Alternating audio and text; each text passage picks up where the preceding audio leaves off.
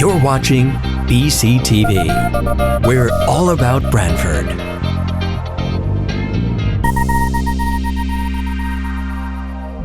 You're watching BCTV, Branford Government Television, a service of Branford Community Television. This program is brought to you in part through the support of the town of Branford.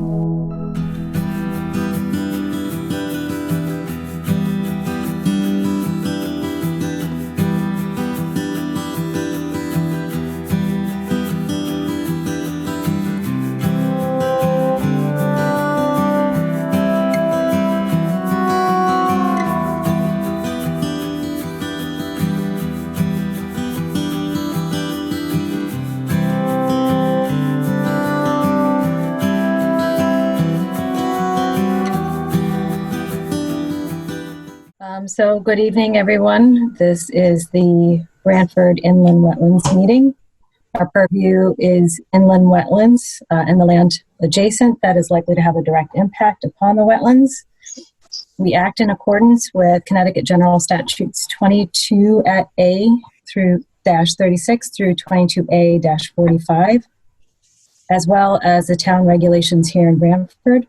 We are neither planning and zoning. We do not regulate traffic or anything similar to traffic, and we are not a mini EPA. So tonight's meeting is held in accordance with Executive Order 7B, Part 1, and all speakers will be required to identify their name and title each time they speak. Materials related to the agenda items can be found on the agency's webpage. We do ask that you keep your microphones muted unless you are speaking. If you are part of the public application, you wait to be called up. Okay, so all commissioners present will be seated and we will begin. First, Jamie, you want us to do a roll call? Yes, please. Do you need a list of commissioners or?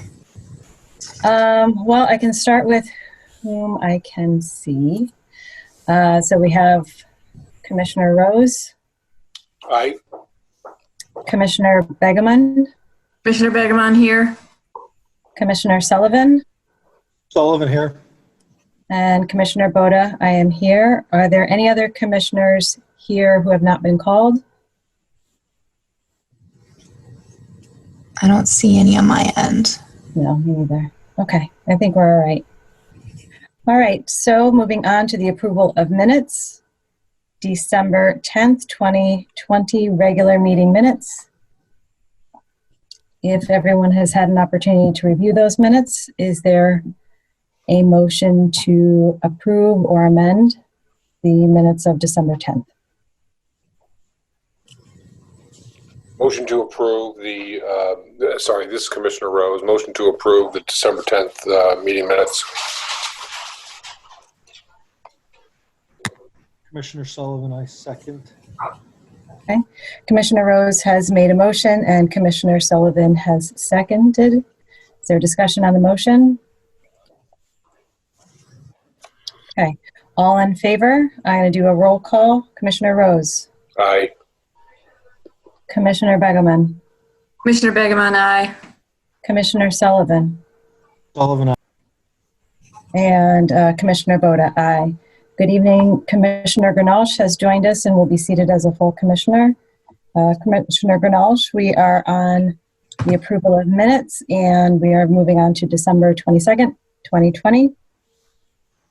You've had an opportunity to review those minutes and are prepared to make a motion. I would encourage you to do so now.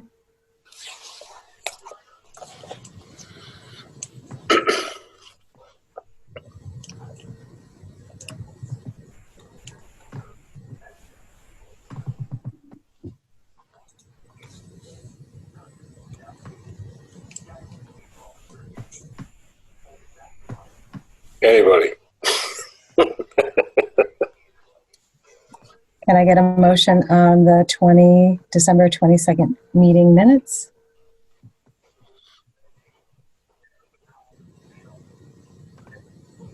Commissioner Sullivan, I make a motion to approve the December 22nd minutes. Thank you. Commissioner Sullivan, can I get a second? Second, Commissioner Begemon.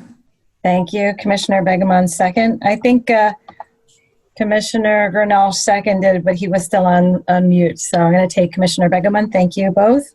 Any discussion on the minutes? In that case, I will take a roll call vote. Commissioner Rose? Abstain. Commissioner Begemon? Commissioner Begemon, aye. Commissioner Sullivan? Sullivan, aye. Commissioner Grinalsh? Commissioner Grinalsh, you're muted.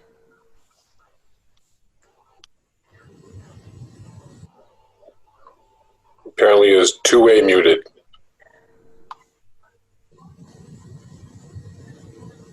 Okay, Commissioner Grinalsh, I'm going to come back to you. And Commissioner Bode, oh, there you go. Commissioner Grinalsh? Yes. I'm You- sorry, what are you asking? Do you vote to approve the minutes of December 22nd? Aye. Aye, thank you. And Commissioner Kraus is present and will be seated. I'm not sure if you're prepared, Commissioner Kraus, but we're voting on December 22nd minutes. I wasn't at that meeting, so I'm going to have to abstain. Okay. And Commissioner Boda, aye. So the motion carries. Okay, so then we will move on to applications for receipt and begin. Jamie, is this order still appropriate? Jamie Frederick, Inland Wetland Agent. I believe the order is still appropriate. The one thing I'd like to point out is that we have an enforcement action for 41 Branford Road. We have the mitigation plan for review this evening. And then we also have a request under other business for permit modification for permits associated with the same property. So we might want to discuss both of those at the same time. And I'll leave that up to you as acting chair to determine. Okay. All right, so we'll talk about that when we get to item number 4. Okay, so that being said, we're going to begin applications for receipt. Inland Wetland 20.12.03, 11 Ludlow Court, construction of an in-ground pool. Jamie, would you like to set the stage for us, please? Sure. Jamie Frederick, Inland Wetland Agent. This application came in, I believe, between the holidays while I was out of the office. It's for an in-ground pool. The plan that was submitted was not very detailed, so I told them that they needed to submit a more revised plan, and they've asked that we wait to discuss it until they can submit that plan. So that's just for receipt tonight and will be discussed at a later date. It is pretty far away from the inland wetlands, so depending on what the plan looks like, I might be able to approve it administratively, in which case it wouldn't be on the agenda. Well, it'd be under the agenda as agent approval. So it will not be discussed tonight, though. Okay, and they've otherwise have a complete permit? The application fee has been submitted and the wetlands are off-site, so there's no wetland investigation that they need to submit. Okay. Awesome. That was a fast one. We'll keep them moving that way. That'd be great. All right. One moment, sorry. Okay, the second one, inland wetland, number 21.01.01, 24 Old New England Road. New single-family home construction. Jamie Frederick, Inland Wetland Agent. This application is for receipt. I believe that Jim Preddy with Criscola Engineering is present to give a little bit of an overview. The activity is about 65 feet away from the wetland at its closest point, so it could possibly be an agent approval if the commission's comfortable with that. I did talk briefly with Jim earlier today. However, I forgot to mention to him that I don't believe we have a copy of the soils report. So that's the one thing that I think might be outstanding for this application. So I'll hand it over to Jim Preddy to discuss. I will pull up the site plans for review. Okay. Good evening, Mr. Peretti. Good evening, everyone. Jim Preddy, Criscola Engineering, representing the scenarios here. We're looking to build a home on 24 Old New England Road. As you can see, it's kind of a unique shaped lot. It goes to a very long point in the back so that if you could see where the wetland flags are, sort of just right of center, that whole triangular area there down there. And we didn't flag the other side of it, but I believe that pretty much all of it's wet down there. In any event, there's an existing driveway that goes to the neighboring house that is in an easement through this property. You can see on the side, the lower part there, where Jamie's showing you, it's an existing gravel drive that goes to the other property. We will be accessing the new house off of the same driveway. So there's just the short new section where her cursor is now that will go into the garage for the new house. New house shown here, roughly 50 by 50. New septic system just downhill of it. And then as soon as we get out of the septic grading, we're showing silt fence and the tree line. So that silt fence line is what Jamie's saying is about 65 feet away from that, the closest point to the wetland there. We are also installing a grass swale level spreader for the roof and the footing drain. Although this house is going to sit up kind of high, I don't think the footing drain is going to run much, but in any event, we've provided space for it. And then the only other thing is that on the northwest side of the house, they are showing a very small future pool, but on the side of the house, not further back. So wouldn't be any farther toward the wetland. In fact, that would be out of the 100-foot regulated area. And that's it. Single family home. I believe Jamie has visited the site and she could kind of fill you in on what she may have saw out there, but it's just that, it's a wooded site. That's a mix of young growth and old growth. So it's not, I think it might have been somewhat cleared at some point. But that's it. This is Commissioner Boda. Do we have any questions from the commission? This is Commissioner Rose. Mr. Preddy, I see the same structure that we saw in another plan a month or so ago, in which you labeled the swale, which looks more like a retention pond. And so I guess since we've seen it twice now, I'm just going to ask, are swales suddenly now including the retention ponds or is the label being used differently? No, this is where we think we can use, sorry, Jim Preddy again, where we think we can use them. We do this because because it's shallow and it's easily walked. It could be mowed, it'll be maintained. It can look like lawn for most of the time. When we can get away with this, we do this when we think it'll work because it'll actually get maintained. Sometimes the underground structures get forgot about, or things more elaborate are not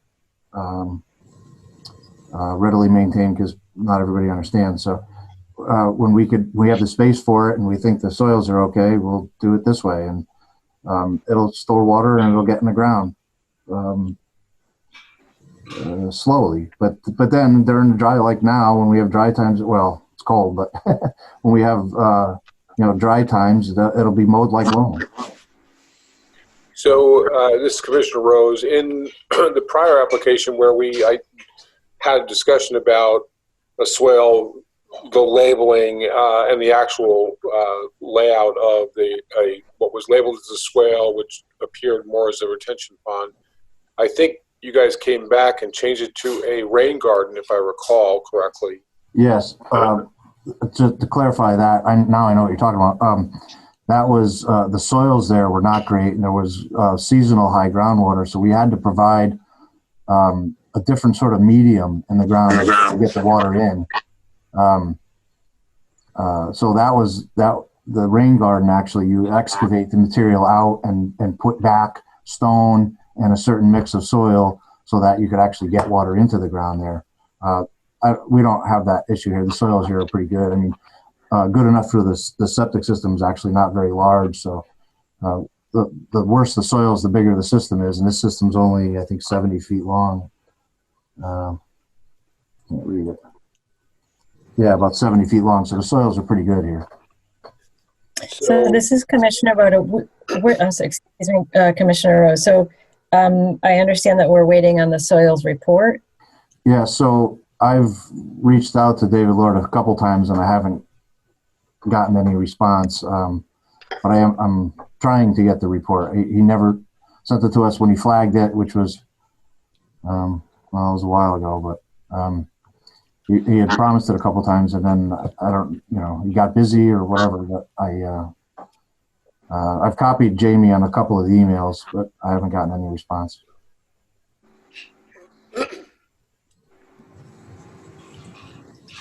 Commissioner Rose, go ahead. I'm sorry, I cut you off earlier. Thank you. I was just going to, so looking at this section through the level spreader, so I guess, so for future reference, you're using the word swale, which in my experience, and I thought my understanding of the common use of the word is a trough that transports water, but it isn't a place where water ends up being retained until it either overflows or evaporates. So so that I don't do this again, is swale for this the correct label? I guess I've seen it different ways in multiple locations. Let's call it a grass depressed area with a level edge, so that when it does get more than, in this case, a foot of water, it'll sheet flow over one side instead of point source discharge at one point. And again, because of the soils here, I think that the soil will get into the ground rather quickly. Commissioner Rose, in this case, it is still being constructed, correct? 6 inches of compacted gravel with compacted topsoil over the top of that. That's correct. Yeah, this is Commissioner Boda. I also have a similar understanding of the distinction between a swale and a detention basin. And even if you're aiming for infiltration and it's not about transporting the water from one place to the other, I think that it is, in my experience as well, much more common to refer to it as a detention basin. And I don't know if that's particular to your firm to refer to these just as swales, but I think that the term does help because, for swales, we know that water is going to be moving from one end to the other and potentially heading out at a level spreader or into a detention basin. And so if it is not too much to ask, I think that if the stormwater guidelines indicate otherwise, then we should defer to those, certainly, for common and predictable language. And perhaps, Amy, that's something that we can clarify for ourselves as a commission, is what the current stormwater guidelines indicate is the definition of each of these terms, and if they're synonyms or if they have distinct meanings. Are there other questions from commissioners about this particular application?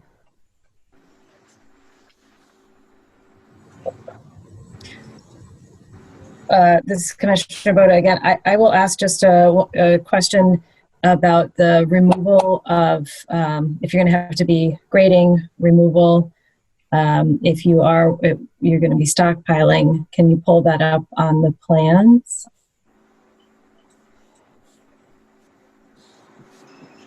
And if Mr. Crisco, if you could adjust that.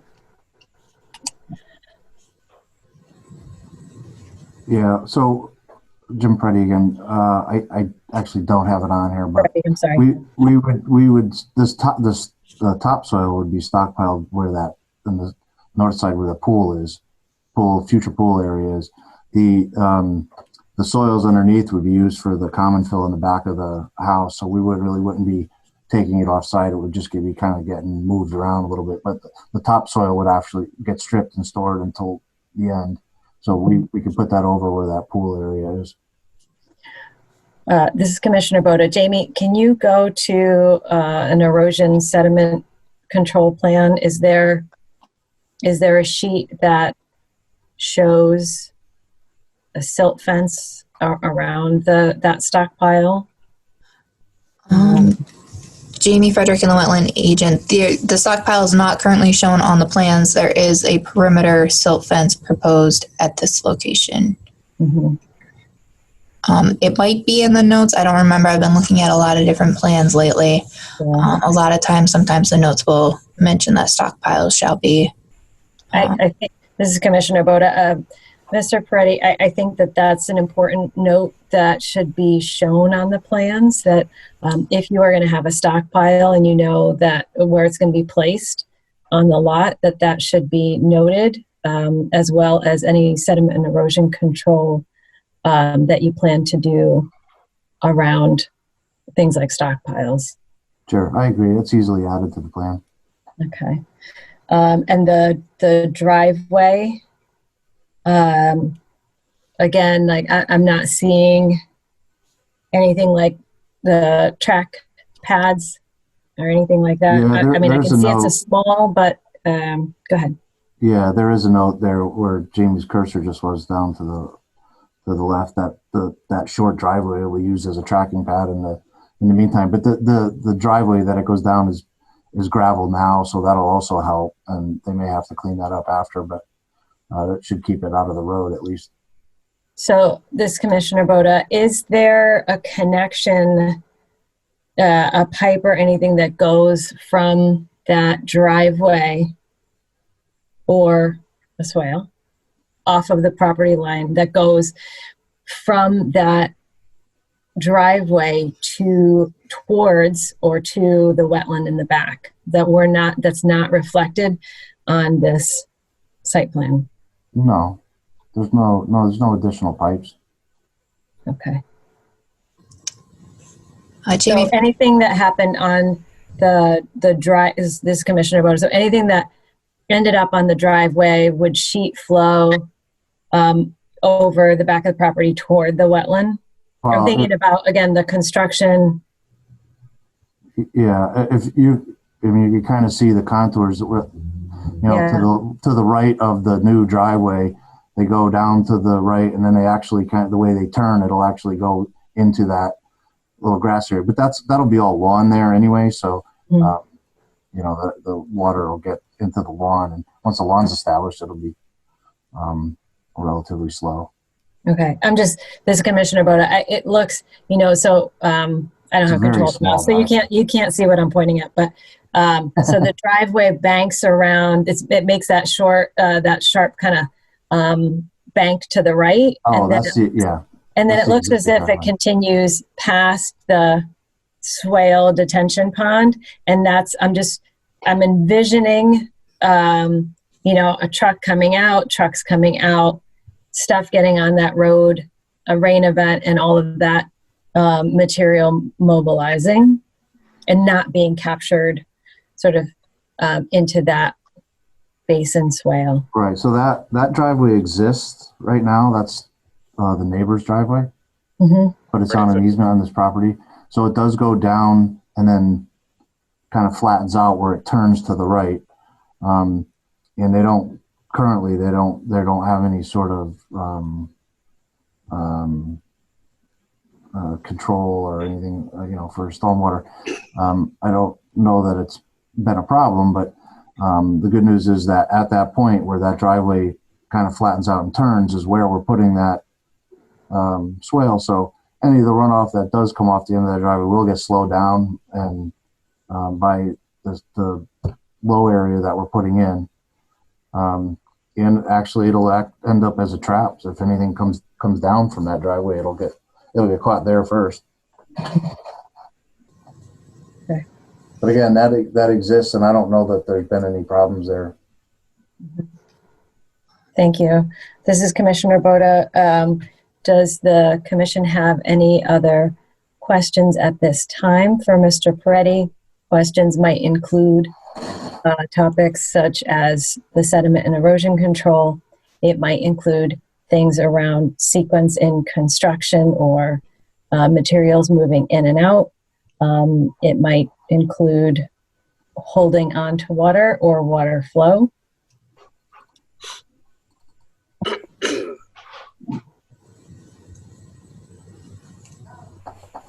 Okay, thank you, Mr. Peretti. Thank you. Moving on, inland wetland 21.01.02, 290 Pine Orchard Road, new in-ground pool, retaining wall, replacement garage, and other home improvements.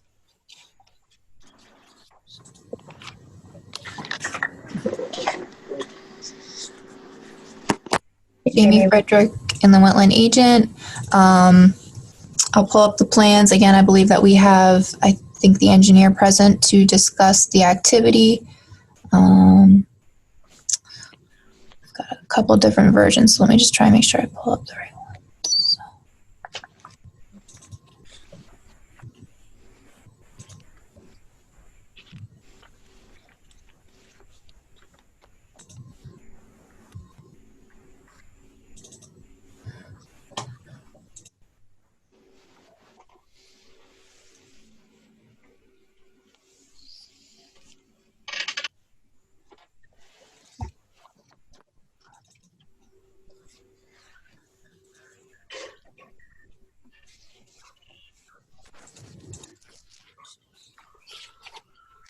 So I'll start off with the GIS map just so that commissioners can kind of get a feel for where the location is with the aerial imagery.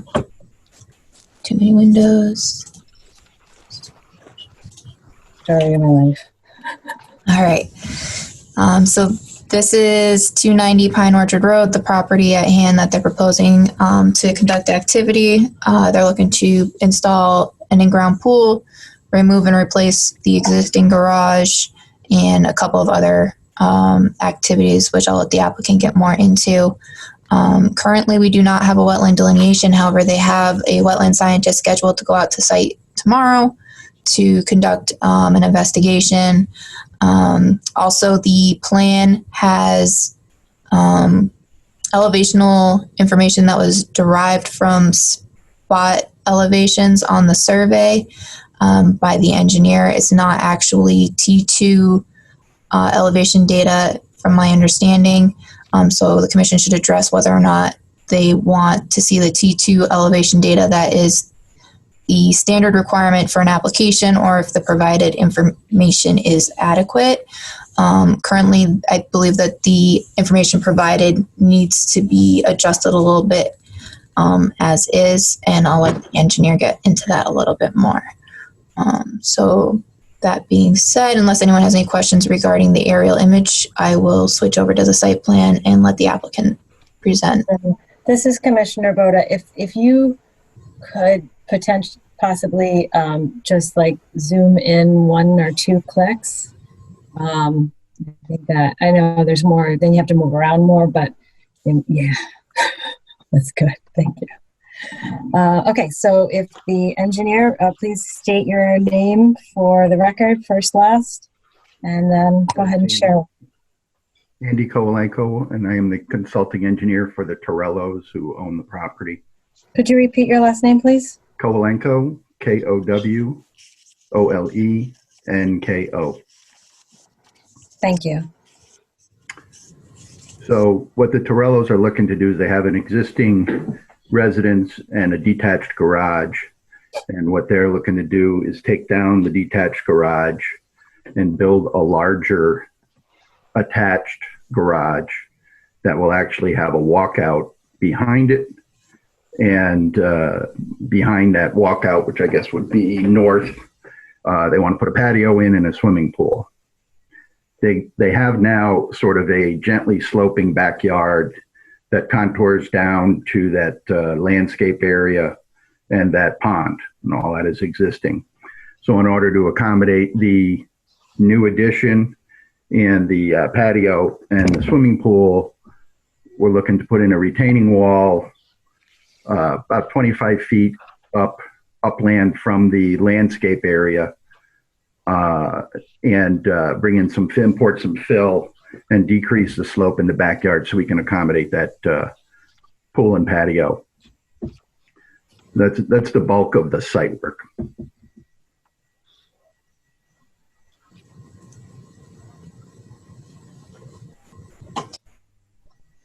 Jamie Frederick and the wetland agent, there is a separate erosion control plan. So when you're ready to look at that, let me know. Yeah, this is Commissioner Boda. That would be good to see. And also, how far is the back of the proposed retaining wall from the pond? Say about 35 feet. And then how much room do you need within those 35 feet to maneuver equipment? Well, it's sort of been the subject of some discussion. I'm sorry, Andy Kolenko. That's sort of been the discussion with Jamie about what we need for the footing on the retaining wall. I think we can get away with about 10 feet. So the concept is to put the silt fence upland of the landscaped area in front of the pond. There's no, for this particular project, there's some flexibility in the lawn area between the patio and the retaining wall. So, if we have to move it upland a little bit more, we can do that. Yeah, this is Commissioner Boda. It sounds like you're getting quite close to that pond, and things can start to get really sticky. Yeah, because this sounds like at the furthest 25 impact is at 25 feet from the wetland. Yeah, this is Andy Kolenko. Yeah, we wouldn't be within the 25 foot, certainly. I was thinking more like 35 feet on that. Okay. So this is Commissioner Boda. Yeah, Jamie, if you could go to the sediment and erosion control plans, and if the other commissioners have questions for Mr. Kolenko. Did I say that right? Mr. Kolenko, this is Commissioner Rose. So the plan is lacking a fairly substantial amount of impervious surface that exists around what would be the west and south sides of the house. And I would expect those to be on the plan and the areas of those impervious surfaces to be part of the calculations of covered area. This is Commissioner Boda. Commissioner Rose, can you please elaborate on what you're referring to? So on what would be the west side of the house there's a substantial areas of finished terraces and steps that wrap around from the west side to the south side, and they're not depicted on this plan and not calculated in terms of area of existing impervious surface to which they're adding new impervious surfaces. Okay, thank you. This is Andy Kolenko. I did not consider those because they are outside of the 100-foot, and by inspection, we're clearly under the thresholds for maximum impervious surfaces, but I certainly can do that. It's not a problem. I'll have them surveyed and added. For accuracy, if nothing else, I think they should be accurately shown and calculated in terms of existing impervious surface relative to the total lot area. This is Andy Kolenko. I will do that.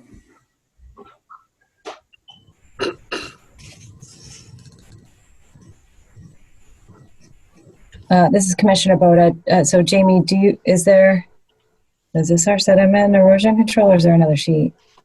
Jamie Frederick and the wetland agent, there's another sheet, and it's a little bit hard to see zoomed in all the way. So they're proposing silt fence along the side of the property, down along the landscaping bed, and this here is the proposed retaining wall.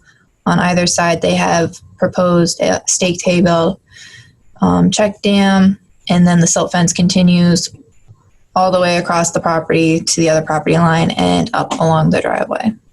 And they have a proposed stockpile import fill location and a proposed stockpile topsoil location.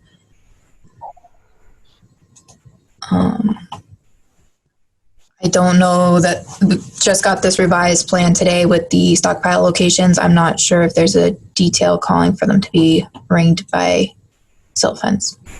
This is Andy Kolanko. It's on drawing C3 note 2.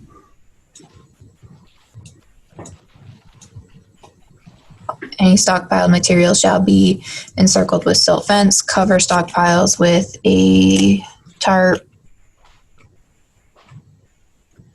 pollen in advance of storms where expected rainfall exceeds 1 inch per event.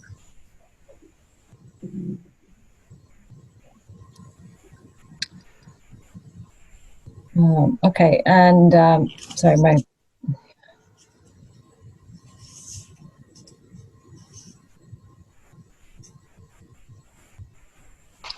so this is Commissioner Boda. Can you go back to the plans, not the text, but the map, as it were?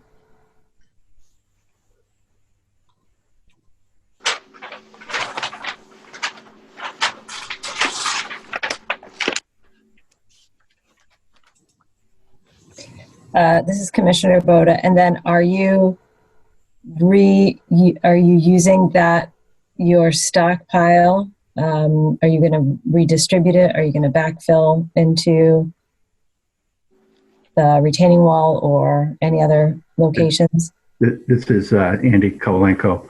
So the plan is to strip the topsoil. He's got, if you see the site, he's got it quite manicured. So I'd imagine there's a fair amount of topsoil there. So we're going to strip the topsoil, push it up to that northwest corner, and then we'll probably import.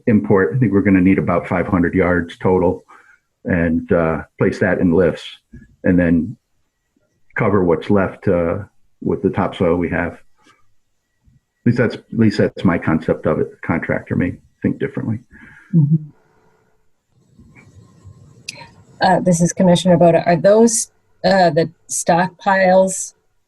Are they ringed with silt fence? Is there a note in the plan that they are to be seeded after so many days? I'm assuming that your goal is to move forward quickly, but I think that we've experienced things that drag out, and it's important that it's noted that, one, we have our stockpiles are always protected with sediment erosion control fencing or hay bales, but also that there is a backup plan for letting it go to or seeding it in the instances where the stockpile is not moved for a number of days, consecutive days. This is Andy Kolanko. I do have note 3 on, I'm sorry, note 2 and a note, I'm trying to read it as I'm talking to you, sorry.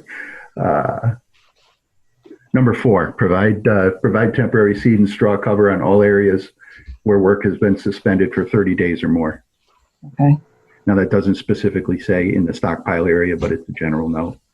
Mm-hmm. I can tune that up if you like. Mm-hmm. Yeah, and I think still, Commissioner Boda, to note on the plans around the stockpiles that there's erosion control, the silt fence or hay bales.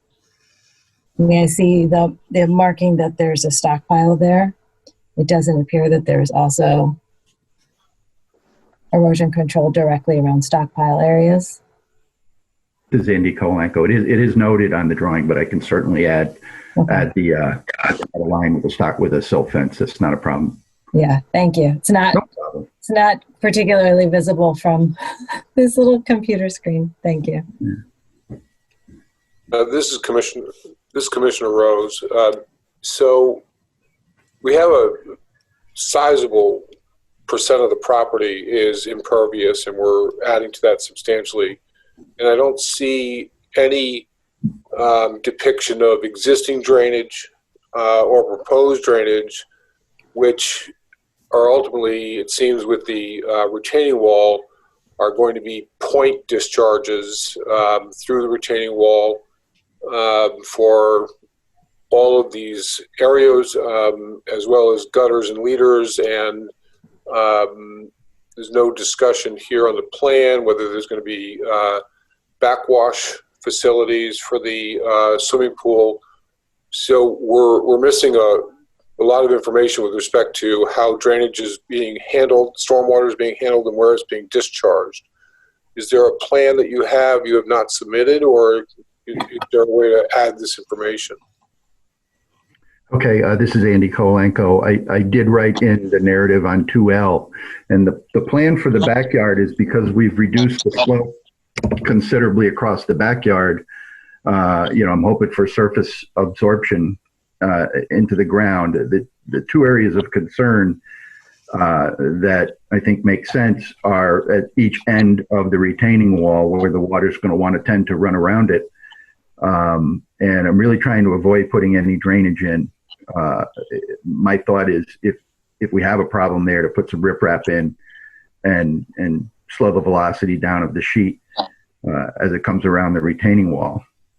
As far as the existing home, I really didn't consider that because most of the home is outside of the wetlands review area, but I can certainly add that to the plan. Trying to keep things relatively simple. Well, I guess it's concerning that a retaining wall is going to be, however long that retaining wall is going to rely on all the water flowing to each end and around it, and the scouring that may result. It seems, just in my own experience, inadequate not to allow for drainage through the wall at various points to at least decrease the pressure on the back of the wall, and depicting where those discharges are going to occur, while the house is outside, arguably outside of the regulated area. It's all uphill from the wetland, so sooner or later it's all ending up down in the wetland, and there's a significant amount of impervious area on this property. So I'm sure there are yard drains and sheet flow and gutters all going somewhere, and they should be depicted accurately, and we should have calculations, I would think, at least to understand the potential for erosion from permanent structures, and there, with all of this impervious area, property is not going to be absorbing what it used to. So I guess there needs to be a clear understanding of where that water is going to end up, and if it's going to impact that pond, and if it's going to be allowed to discharge from enough areas that it's going to be a minimal velocity and not cause scouring and erosion. Okay, this is Andy Kolenko. Let me sort of try to address these things one at a time. Well, I'm sorry, Mr. Kolenko, this is Commissioner Bode. I want to add to that it is part of our regulations that you capture that first inch. And so if you're adding a pool, and it talks about just other odds and then we have the wall, right? So if you're adding this impervious surface, then you need to capture that first inch. So that first inch needs to be calculated, and it needs to be infiltrated. And I understand that we're waiting on some additional information, but we need to see the data that shows that the area near the retaining wall, the soil will accept that water. We can't use hope. We need to know that will actually infiltrate. And you might want to consider some alternative ways that you can put in front of the commission that addresses that specifically and numerically. Okay, this is Andy Kolenko. All right. I'll take a look at it. The concept here was that I really wasn't increasing the flow into that pond. I certainly don't want to run any sort of drainage through that retaining wall. That is not something I would want to do. I don't mind sending the water around the ends of the retaining wall and catching it in a drain there and then piping it into the pond or something like that. But it would not, to me as an engineer, that to try to get the water to pass through the retaining wall wouldn't be something that makes sense to me. I can certainly go back and look at some alternatives for catching that inch of water.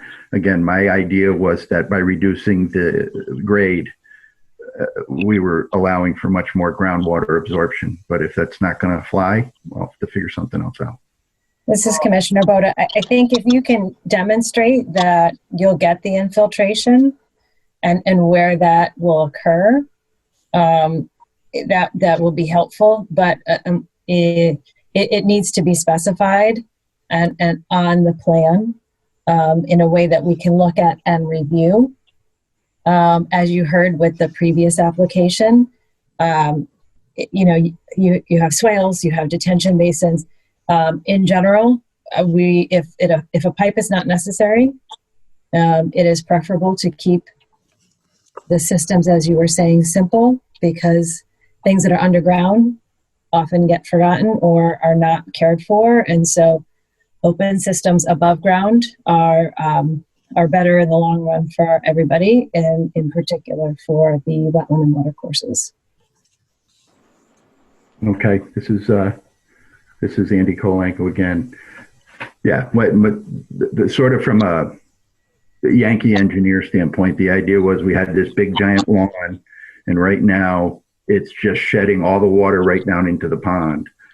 I said, how can we're certainly not introducing more water into the pond, with the exception of the added impervious area in the back where the patio is. So if we accommodate an inch of water on the patio, I think we've sort of accommodated the change in existing conditions. And we can certainly look at the gutter drains and other things, which I suspect partly flow towards the street because the front of the property pitches towards the roadway. But I'm certainly more than happy to go back and look at it from a drainage calculation standpoint and provide more details. This is Commissioner Boda. I think that would be helpful. Commissioner Rose. Sorry, Commissioner Boda. No, I was just going to ask if other folks had questions, comments. I was just going to add that, I think the application needs to include existing structures, and it needs to show how those are going to flow under the new plan. And while it's true that, when you're at the top of the hill, everything flows downhill, and a rainstorm before and after construction is the same amount of water, except that you're going to be discharging it in specific locations, and that matters. That's going to concentrate flow. It's not going to just flow down the lawn anymore. It's going to flow across a patio.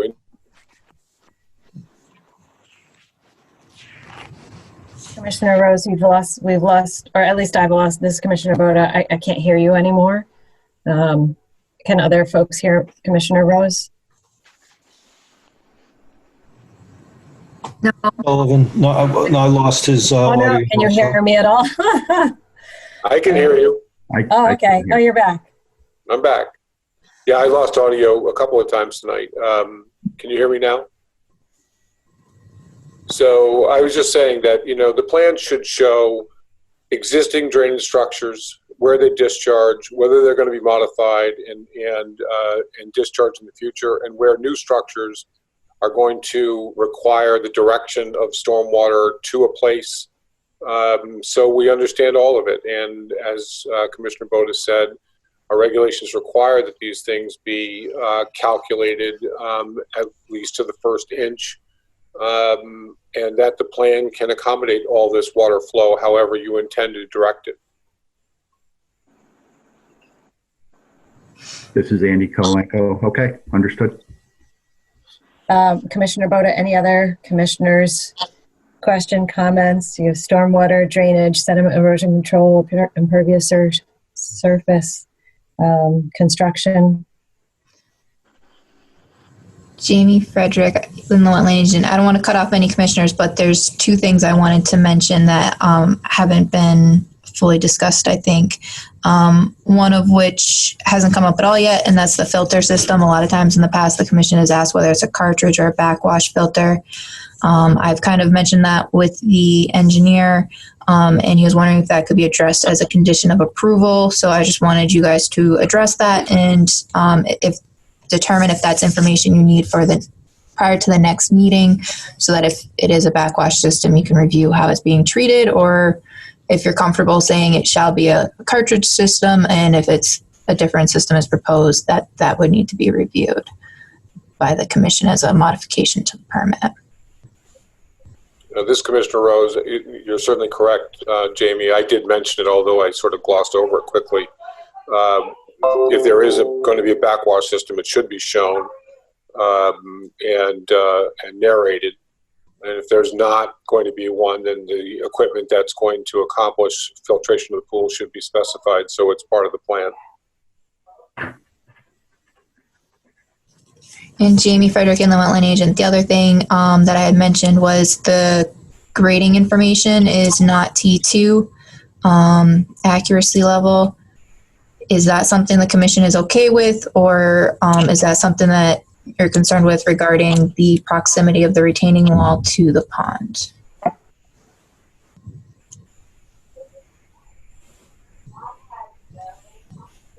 This is Commissioner Begemon. Can you just explain T2?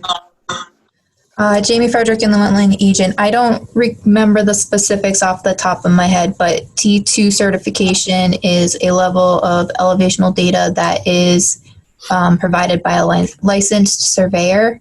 It's my understanding that the elevation information that's provided here was derived by the engineer out in the field based off of some of the spot elevations that you can see up by the existing dwelling that were picked up from a survey. And Andrew, please correct me if I'm wrong or if you want to elaborate on that. This is Andy Kolenko. I just don't want to assert to the commission that I'm a land surveyor. I am not. And the spot elevations were identified by a surveyor. I shot the grades that are on this drawing, and I just don't want to make any false or misleading assertions. That's all. This is Commissioner Boda. It has been our past practice, and I'm not remembering exactly about the wording in our regulations, but typically our surveys have been A2 or completed by a land surveyor. We need to ensure that it's accurate, and as an engineer, it's not the qualifications necessary to determine elevation. So that would be important to have a land surveyor do that work. Jamie Frederick, in the Wetland Agent. Section 7.7 of our regulation states that the plan set, drawn, signed, and sealed by licensed surveyor, meeting accuracy of A2 and T2 survey by a professional engineer or landscape architect registered in the state of Connecticut. And above this, it does say that it's required unless otherwise directed by the inland wetland agent or the commission. So there are some instances where the commission does not require it. That's generally if there's not a lot of grading involved.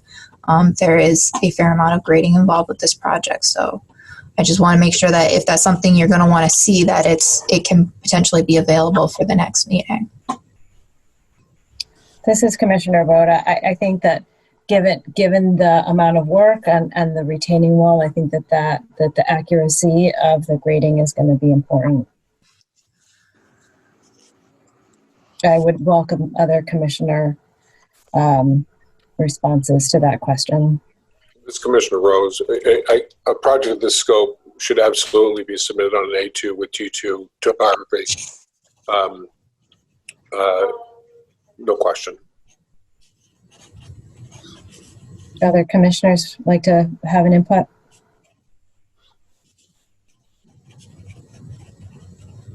Okay. All right. So, Mr. Kololenko, are you clear on what we're looking for at our next meeting? And also, commissioners, shall we set a site walk for this site? This one seems site walk worthy to me.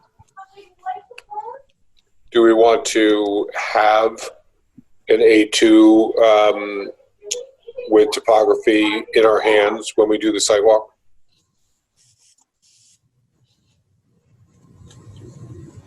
I think that would be helpful. I don't know that that's a deal breaker, because we can, the walk is for orientation purposes, and it looks differently on paper. This is Andy Kolenko. I think you can do, not trying to push anything on you, but I do think you can do the site walk, because I think it'll be pretty self-evident what we're trying to achieve when you eyeball the thing.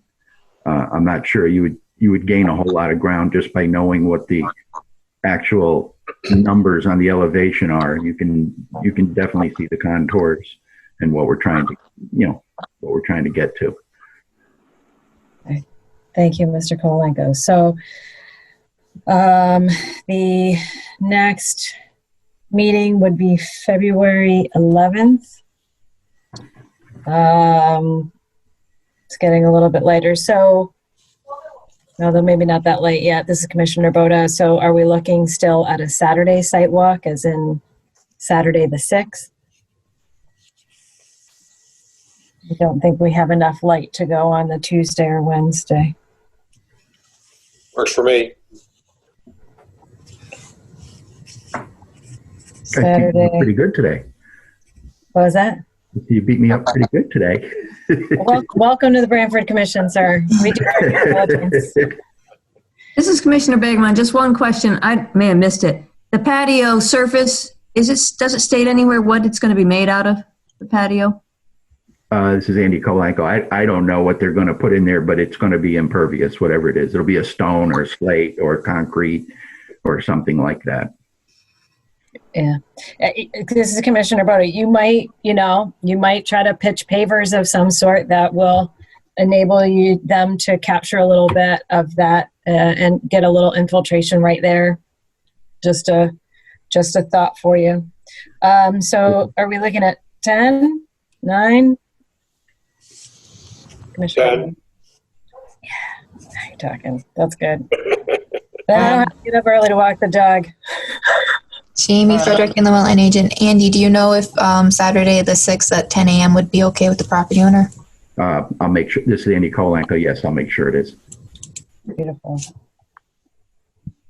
This is Commissioner Kraus. I will not be around that weekend. I'm sorry. Okay, thank you. All right, if there's nothing else, we'd like to move on. Yes? Thank you all. Thank you. Have a good night. You did fine. It's a tough commission. Okay, moving on.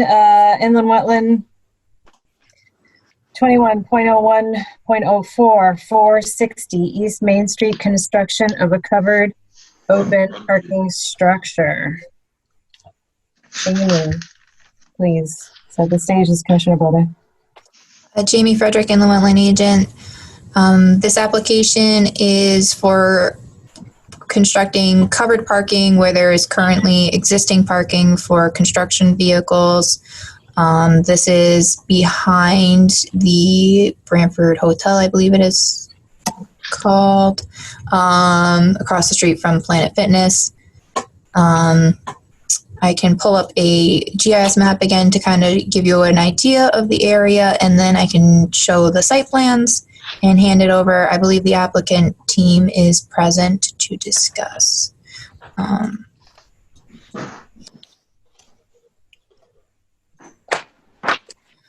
back in 2001, there was a site plan approval by Planning and Zoning for an addition on the building that's on the property.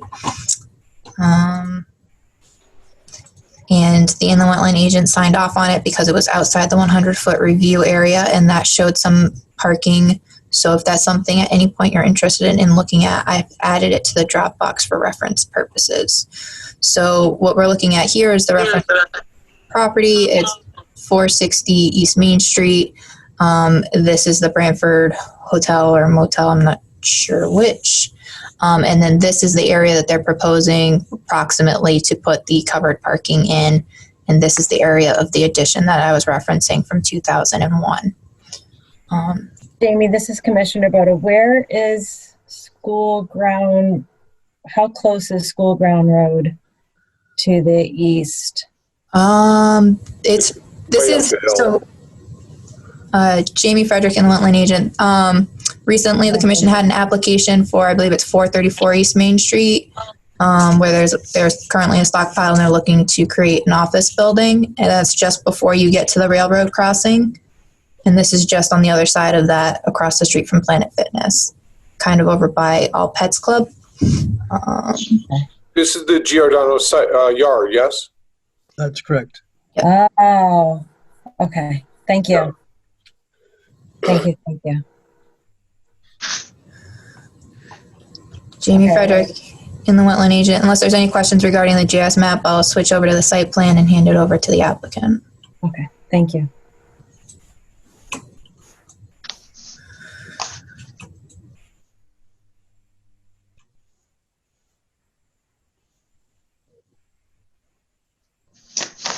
Okay, I'm Mark Young. I'm a land surveyor with Waldo Associates, representing the owner of the property, the Cleach Corporation, and Giordano Construction.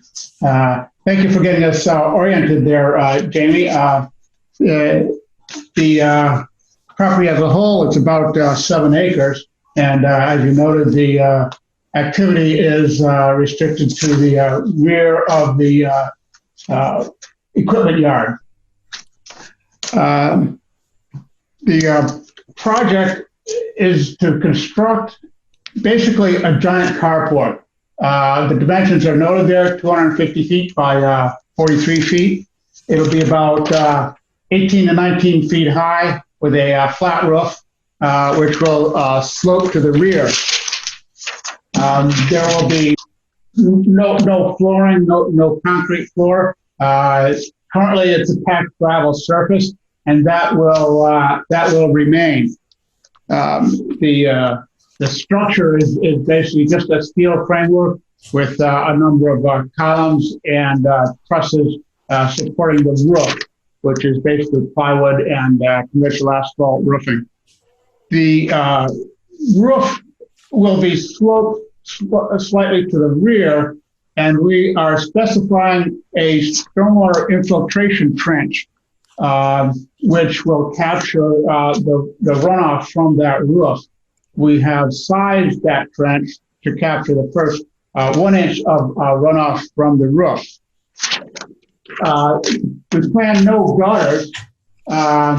The water will just drip off the end of the roof and fall into the trench. The trench will be about 6 feet wide, so we feel that will capture most of the roof runoff. The entire construction, well, currently there is a chain link fence around the edge of the construction yard. That fence will remain in place. Some areas may need repair or replacement, but that will limit any disturbance to the yard, which is already been disturbed many years ago. We specified a silt fence with hay bales around 3 sides of the proposed structure. I didn't show the hay bales on that drawing, but there is a note in the detail. So this because it's so close to the rear property line, the property line is the center of the river. We are going to require need a variance from the zoning board of appeals, but that's the next step.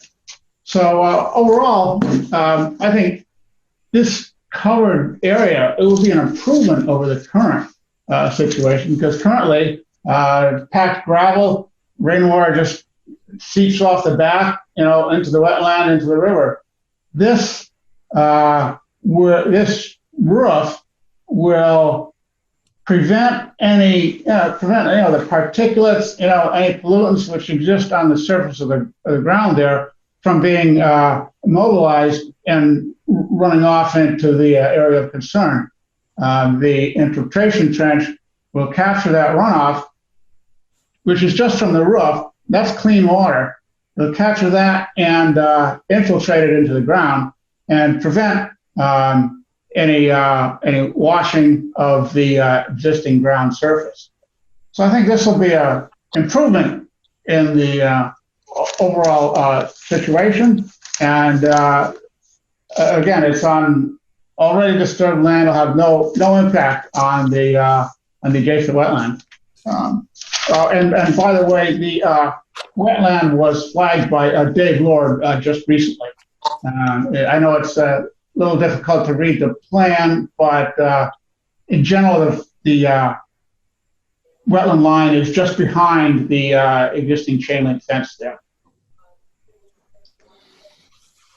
And we had a report from Dave, I think, which we've submitted with the application package. Thank you, Mr. Young. This is Commissioner Boda. Are there questions from the commission? This is Commissioner Rose. So is the drainage trench a concrete structure, or is it literally a trench in the ground? And how? Okay.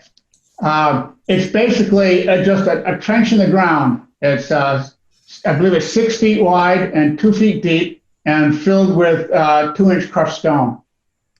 And depending on the grading, we may have a slight embankment on the downhill side in order to maintain a level surface. And that will be covered with erosion control fabric as shown in the detail. And all of that activity will be inside the fence. And there's a little bit of a berm built up right along the fence there. So I think that will contain, along with the silt fence, it'll contain the any runoff. This Commissioner Rose, I assume the bottom of that trench is well above the bottom of the footing or the top of the footings for the foundation? Well, there's no foundation for this structure. It's supported on individual piers. I believe there are 2 rows of 12 piers, which will be set on individual footings. And again, there won't be a floor slab, anything. The existing gravel surface will be retained. Okay. Yeah, we see 3 rows of 7 piers. So on this, Commissioner Rose, on your section AA, it gives the impression that there's sort of a level floor, if you will, to this structure, and then it drops off in the back to this drainage swale. Is that an accurate depiction? What's going to retain the floor if it's the back of the floor is an open trench? Well, that was not the intention. I'll have to clarify that. The intention was to the back of the horizontal line there indicating the floor is not really what's going to, there will be no floor. That line was mistakenly drawn there. The actual floor will be where it shows existing grade. That will slow down, again, that right where the cursor is there, that should actually meet the top of the swale. The intention was to at the top of the trench, the infiltration trench, roughly equal to the existing grade. It'll have to be adjusted because the length of the structure, the grade changes a little bit, but the intention was to put that infiltration trench at the same grade as the ground there, so that it doesn't create an obstacle or a hazard for the equipment inside. And any water which blows inside will drain out into the trench. That detail does need some work, I will admit. Eric, this is Vin Giordano. I'd like to confirm that the existing grade with the pitch that's currently there will remain exactly as it is. Thank you, Mr. Giordano. Are there additional questions from other commissioners? This is Commissioner Begemon. I don't see on the plans, is there any elevation in any of these plans showing the grade, the existing grade across the whole lot? Yeah, Mark Young. There are contours shown on the plan. They came out kind of faint, so they may not show up there. They just didn't show up on that print. I will revise that so that it's clear. There's about there's not a lot of grade change. There's probably maybe 2 or 3 feet across from the building to the fence there, and it drops down a couple of feet from the chain link fence to the riverbank. But I will clarify that.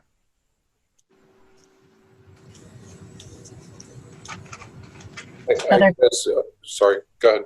Nope, I was just going to ask if anyone else.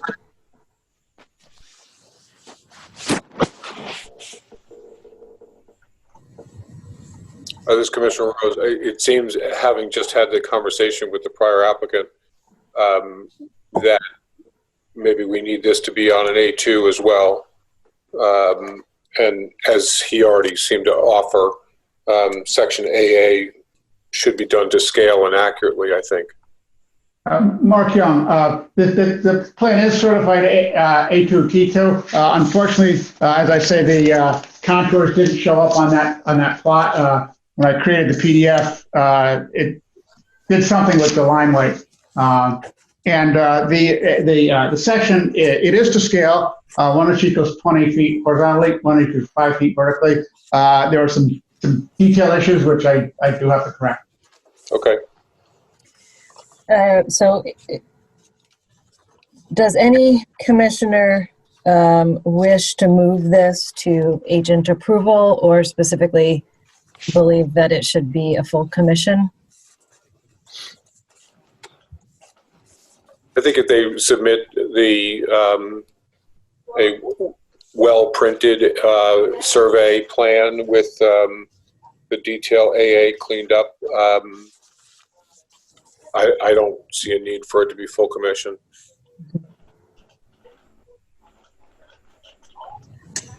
Commissioner Sullivan, I agree with that.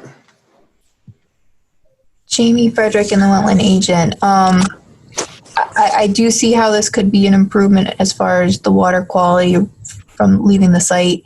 The activity is very extensive as far as the cover, and it's very close to the wetland flags. So the threshold for agent approval is that it's not likely to have more than a minimal impact to the wetland. So I just want to make sure the commission is thinking about that, and other applications moving forward. I think that having something so close to the wetland approved administratively might set a precedence that the commission doesn't want to set, but there is very minimal ground disturbance associated with it outside of the creation of the stormwater infiltration trench. So This is Commissioner Boda. I think that the proximity is definitely, it's quite close. It is already quite close. I think it could be done administratively with the notation in our minutes and in our records that this is an unusual case for agent approval, and that it is based upon that the application is not disturbing, they're not creating a new parking lot or anything. The lot is already there. They're simply covering it and then capturing the runoff from the roof. And as such, we believe that it is appropriate for agent approval. Commissioner Granolch, I would agree that with agent approval.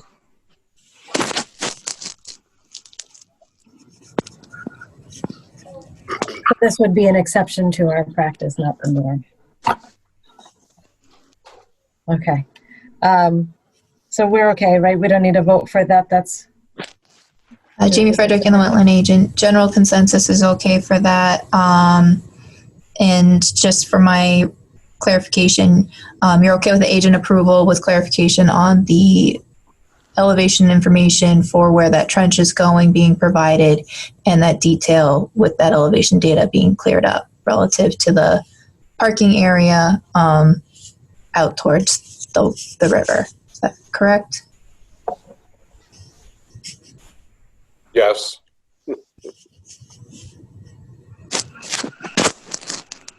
Commissioner Granolch, yes. Commissioner Kraus, yes. perfect. Thank you, Mr. Young. It's nice to see you. Thank you. Thank you. Thank you. Really appreciate the consideration. Mr. Giordano, have a good evening. Thank you. Okay, moving on, inland wetland 21.01.05, 17 Whitewood Drive, removal of leaning trees within a wetland area. Jamie Frederick, inland wetland agent. I was approached by a new resident. They've recently purchased property on 17 Whitewood Drive, and they are concerned about a couple of trees along the perimeter of the lawn area. There's a couple that are leaning towards the house, and they've already had an arborist out to take a look at the trees and help them determine which ones should go, which ones can stay. I've had a discussion with them about whether or not there's any that they think are an immediate hazard, both with the property owner and the arborist.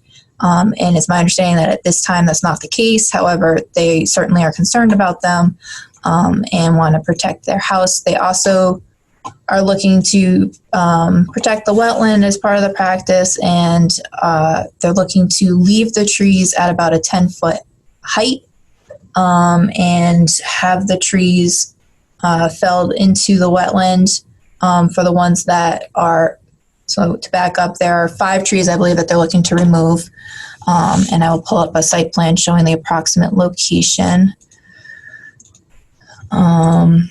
And I believe that at least some of them are in the wetland. This is kind of a tricky situation because we've got an old wetland delineation from before the subdivision went in. So what you're looking at here is the house. This is Whitewood Drive. The wetland delineation prior to the subdivision is located approximately here. And then back in, I believe it was in 91, there was an inland wetland application for the deck that you can see drawn on the back. And at that time, they had proposed to essentially modify the wetland location to this location here. And out in the field, you can see that there's kind of a rock wall delineating the edge of the yard, and it approximately coincides with this location here. So I already told them that they could remove these 2 trees. And then there's a tree located here. I believe there's 2 trees in this location, one of which is really small.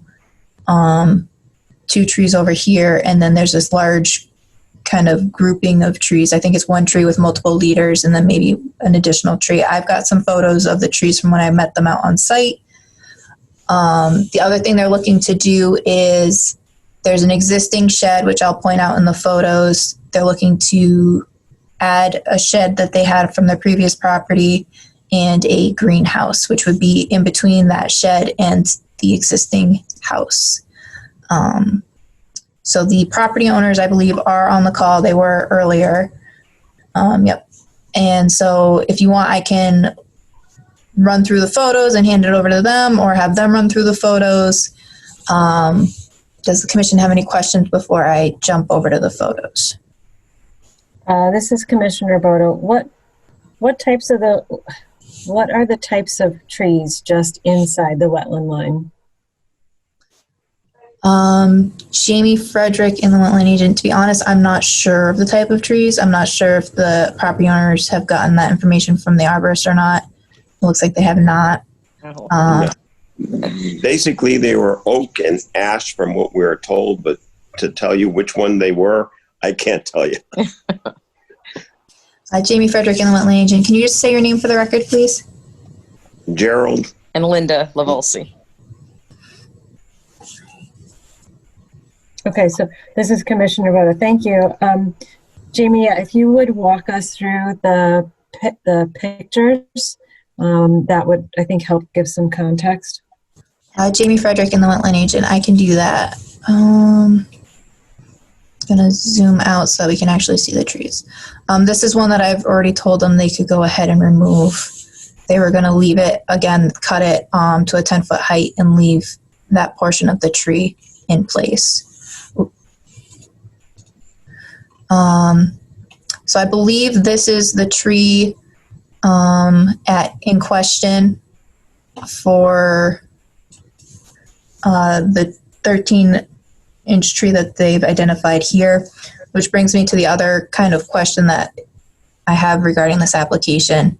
As far as the area of disturbance, I wasn't sure what to tell them as far as calculating that, because they are looking to relieve the stumps. I mean, there's the canopy that's associated with the tree, which is really hard to tell at this time of year. There is an existing canopy that will still remain after the removal of these trees. So if the commission can kind of keep in the back of their head, I will be asking for the commission's thoughts and interpretation on how the fee should be assessed for this application.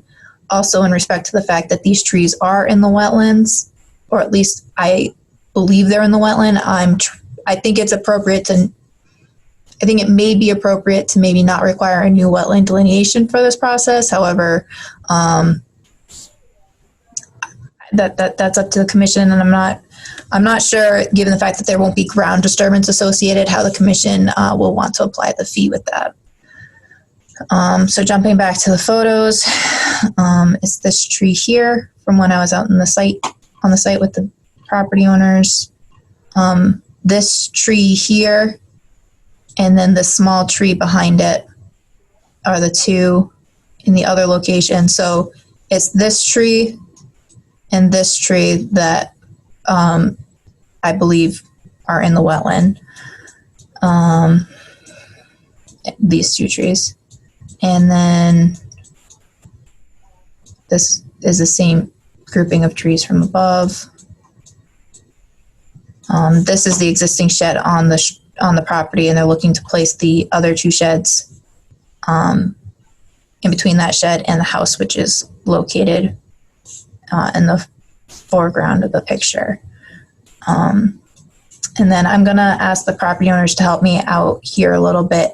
I believe it's these trees. Is that correct, that you're looking to remove in this location?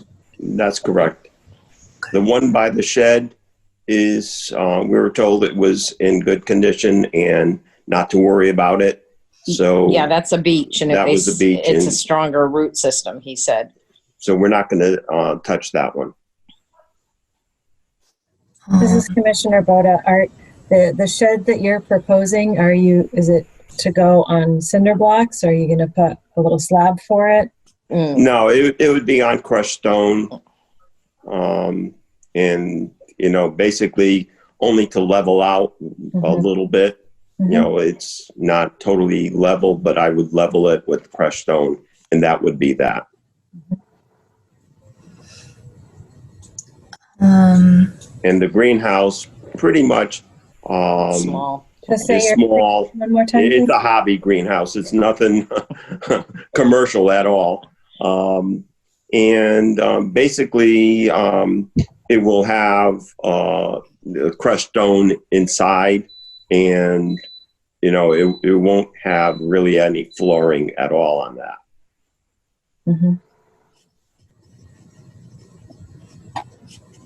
Questions from the commission? Jamie Frederick in the Wetland Agent. I just want to point out that also this grouping of trees here this is the last grouping of trees that they're looking to, again, cut at 10 feet and leave the stumps or the remainder portion of the trees.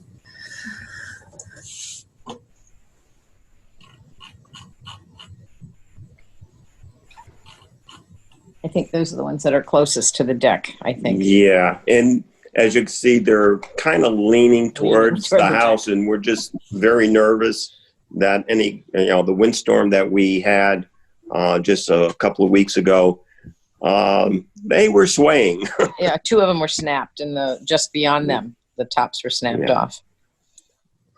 There's, a few trees in the wetlands area that are actually, if not down, they're at a 45-degree angle and just hanging on to other trees that are in there. Yeah.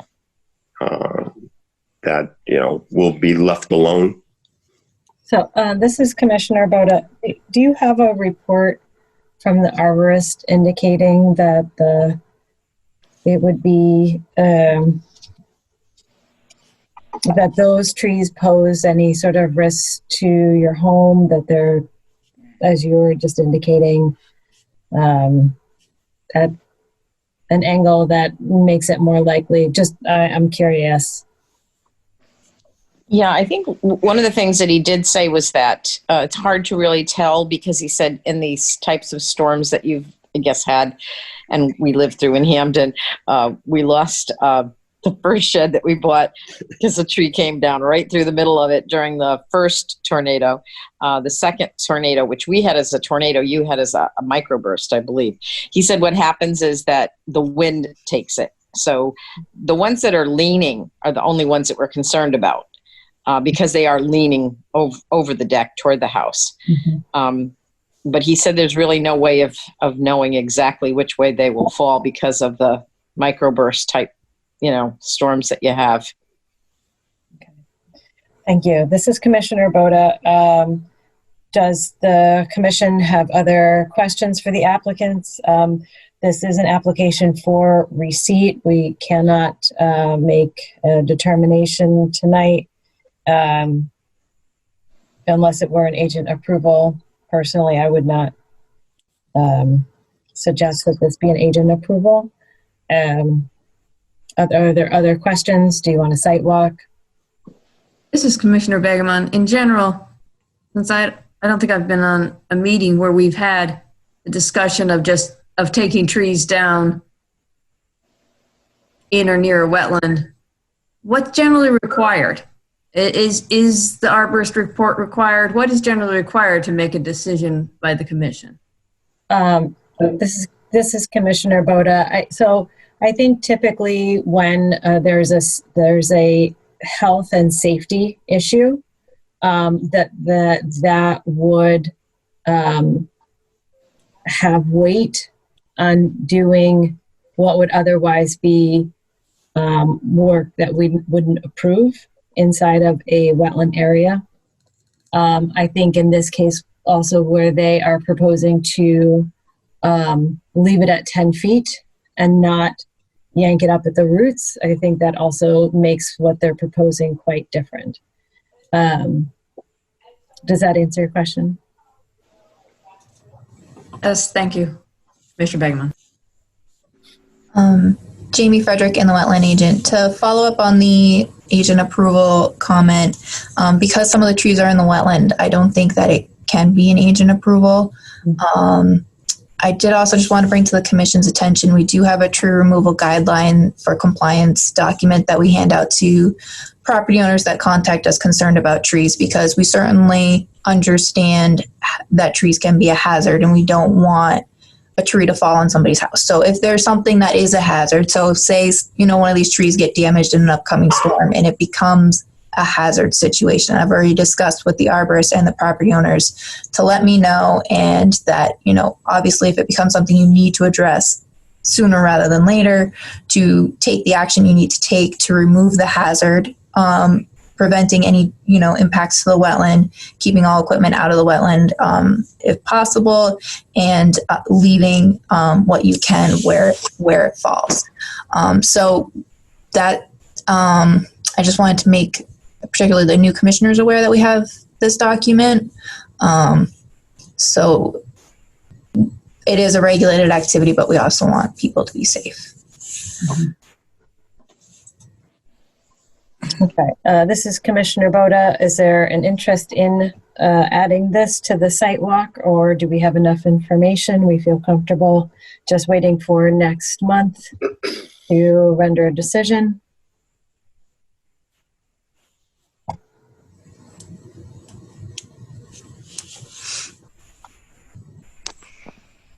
Commissioner Bagman, I don't feel like I need a site walk. This is Commissioner Rose. I don't need a site walk. I will throw out this one comment, though, that when you cull trees from a clump, the effects of wind on the remaining tree can be far more severe than it is on the clump before you remove them. So they may be leaning, but if they grew leaning, that doesn't necessarily mean anything. But when you remove two and leave one, the one may not react well to the next microburst that comes through town. But it's all a crapshoot. Jamie Frederick. What are you suggesting? Nothing. It's anecdotal. It just is what it is. But Jamie Frederick and the wetland agent, I think I understand what you're saying, and I think that the arborist has helped the property owners at hand consider that. I think this tree here could be a hazard to the house. I think this one, not so much, but it's small, it's lightweight, while it's currently leaning away from the house. Once you remove this tree, the wind could easily pick up that tree and throw it anywhere. So that's why they were proposing to cut both of these and not just this one. So I think the arborists that they had out there did do a good job of helping them assess what should be removed, but also assess what shouldn't be removed. So that they're not looking to remove like 30 trees or something. They're not looking to make the backyard sunnier or anything like that. They're just looking to address the hazards that they feel they have in their backyard. Understood. Thank you. This is Commissioner Boda. I think that we have what we need, and we will not be making a site walk. The pictures and information is sufficient. And we will render a decision on this application at our regularly scheduled February meeting. Thank you. Thank you. Thank you. Really love our backyard. So. Yeah, that's wonderful, and welcome to Branford. Hopefully, Thank you. No more microbursts and no more. We lived through too many. We actually drove through the last tornado. We were in the car at the time going to our house, and we're right smack in the middle of it in a car. Yeah, my neighborhood is the one with the microburst, and a tree crushed my car. So, not my tree, my neighbor's tree, but still crushed the car just the same. So. Yes. Well, keep our fingers crossed. Thank you. Thank you. Jamie Frederick and the wetland agent. Before we actually move on, the one other thing that I had a question about was the fee. I currently had them just submit the base fee, which is, and I haven't actually recalculated this out after knowing that they were putting the shed and the greenhouse up. But so the base fee is for 200 square feet of disturbance and the $60 deep fee. Does the commission feel that's appropriate given the circumstances? Should the fee be going up based on the area of disturbance? and I can recalculate it out based off of the shed and the greenhouse to make sure that it at least accommodates that. But the area of the trees, I wasn't sure how to calculate that. This is Commissioner Boda. I think for the trees, I would be happy with the deep fee. And if we had, or if, that de minimis fee, I think that would be it. If we don't, then I think that the shed and the greenhouse, whatever that adds up to, is sufficient. Okay. I welcome other commission input, but. Jamie Frederick, Inland Wetland Agent. The regulations do allow for a fee reduction based on public safety as well. So I think that would be kind of relevant to this case. Yes, Commissioner Boda, I agree. It's a safety issue, and I think we're better off. If they need to do that, I'd rather have them. Tree removal is not cheap, so.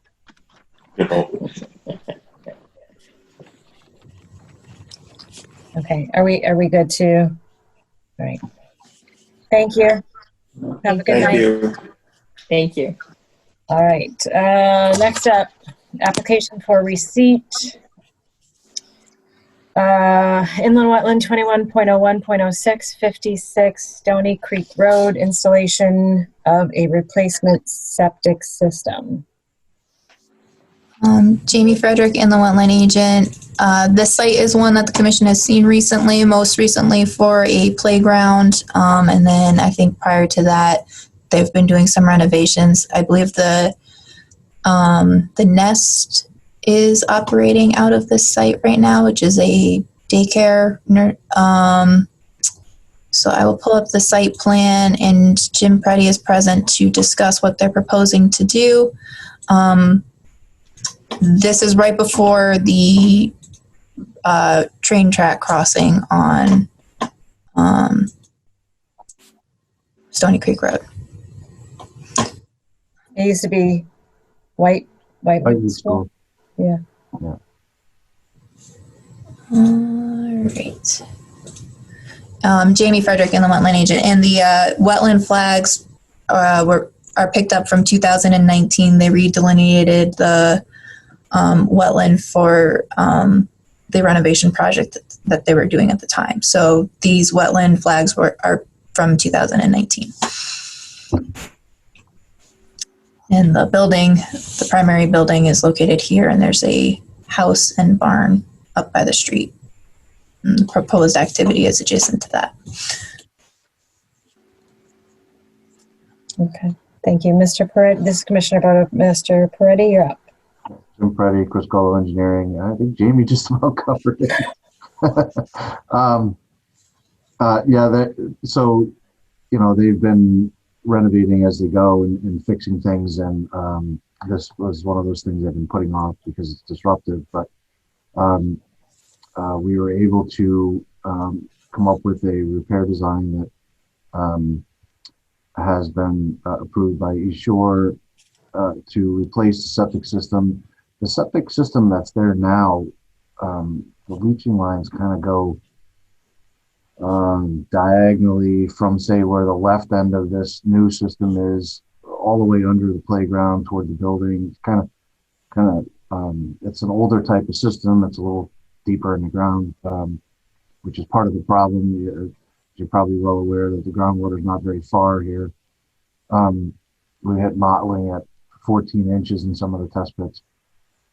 So we were able to find an area closer to the road where there's a little bit of slope. Again, not much. I'm sure you're all familiar with this site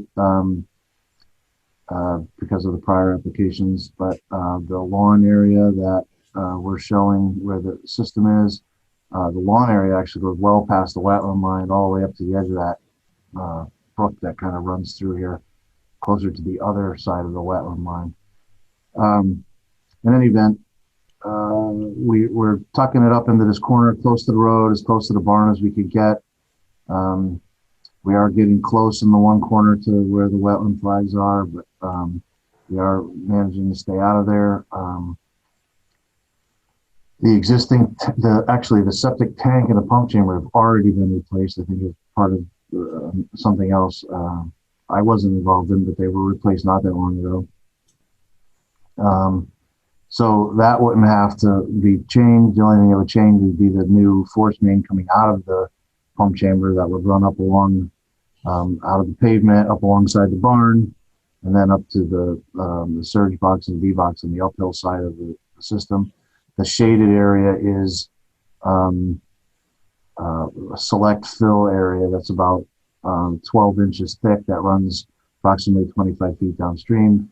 Because of the type of repair that we had to do here, given the site limitations, it's called an NCR repair, the health code non-compliant repair, meaning that there's circumstances here that are less than ideal, but we were able to make it work for the projected 120 students that they have here. This is going to be a really kind of a short project. It could possibly be done in a week. They're going to try to stay open during this whole thing. So the limits that we're showing of silt fence really will be it, because they need the rest of the yard for the students that'll be going on. That'll be still there. There may be one day that they have to close when they actually have to switch the force main from the old system to the new system, or maybe even only half a day. But again, at most 2 weeks, but I see this as if who's going to put it in, who I think is going to put it in, it'll be a week. Then they'll be done out of there. Again, because the students will be still there, the intent was to put the topsoil that they have to strip either over in the parking lot or in the grass area over to the right, just kind of leaning off screen over to the right. But I haven't confirmed who the contractor is, and I wanted to talk that out with them. But it would be much farther away from the wetlands than we're showing on this plan, because that's their yard. That's where the students are when they're outside. So it would be over to the right in that either in the parking lot or in that grass island right there where a cursor is. Again, it would be kind of a self-contained thing. They'd put a tarp down, put the stuff there, soil there, do the work and put it back. And again, we're talking about a week's worth of time here. But that's it. That's the whole project is just new leach field for the septic system. It's a problem that they knew was coming, and now it's time to actually fix it. Yeah. Thank you. This is Commissioner Boda. Are there any storm drains in that area on that side of the road, on that side of Stony Creek Road? I don't believe so, but the road is actually above the septic system there anyway. I'm just thinking about that soil, this little mini stockpile for a week in that little. So you're talking about the area between the road and the parking lot on the right-hand side of the screen? Correct. So it's sort of like a little grass depression there. Yeah, I think this is Commissioner Boda again. I think as we discussed earlier, it would be, if there's going to be unless it's on another page that I'm not seeing, it would be important for that stockpile to be noted there, as well as a silt fence containing it, even if it is just a week. Sure. I mean, it will be completely surrounded by pavement here too, but we'll add the note for the stockpile to be surrounded and actually this time of year covered, because who knows if we get snow, and that just creates a problem. This is Commissioner Boda. Are there other questions from the commission or comments?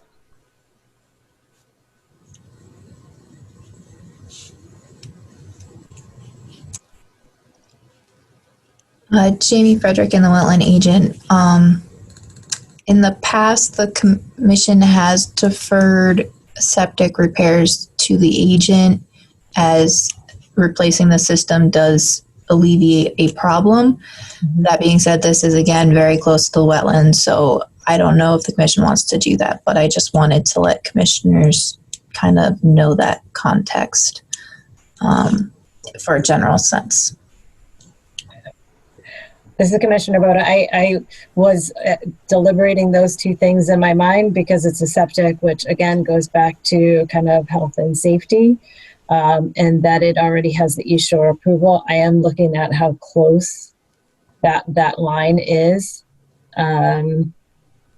from where the septic is, and it looks like it's like right on top of the silt fence. What is the distance between the edge of the limit of disturbance and the wetland flags, whose numbers I can't see?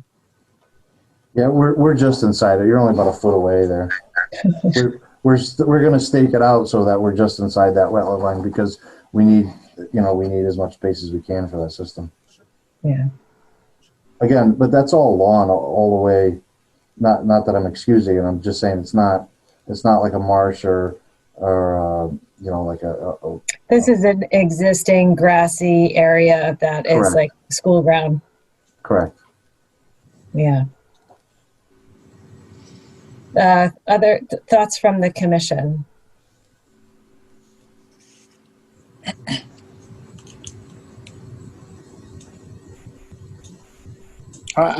Commissioner Granwalch, I wouldn't have any problem with agent approval on this one. I know it's close to the wetlands, but it is a septic system that's really got to be replaced.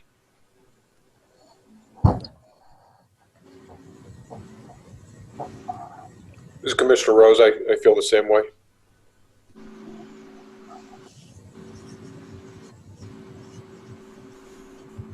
Okay, this is Commissioner Boda. I agree. I would also like to state for the record that this is an exception to the general practice of the commission, that when we are this close to a wetland line, does not go to agent approval, but rather the commission issues the permit. In this particular case, it is a septic system that is approved by East Shore Health. The wetland line does not actually indicate a typical inland wetland, but rather is currently as grassy lawn, which makes us more inclined with enabling agent approval.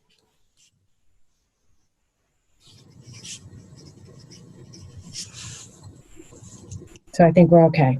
Just this is Commissioner Boda again. I think Jamie, if you would just look for that addition of the stockpile noted on the plan, as well as the erosion control around it, which silt fence, hay bales, up to the applicant, Mr. Peretti, who's not the applicant, but rather the engineer. Jamie Frederick and the wetland agent noted. I will request that information before signing off. Beautiful. Thank you. And Thank moving you. on. Thank you, Mr. Peretti. Thank you. Unless you're here again, then we'll just. I'm next. Oh, great. All right. Inland Wetland 21.01.07, 101, and 115 North Branford Road, proposed brewery with tasting room. Amy, if you would set us up, please. Jamie Frederick and the wetland agent. This site received approval, I want to say back in 2017 for an industrial building. The commission did a site walk at that time. And now there's a new application for a new use. It's slightly less disturbance than the 2017 application. 2017 application had, I think, about 200 square feet of direct wetland impact, which they are not proposing to do as part of this application. And that being said, I will pull up the site plan and share. Jamie, can I share the screen? It might be easier if I could control the pointer. Sure. Let me enable that. All right, you should be good to go.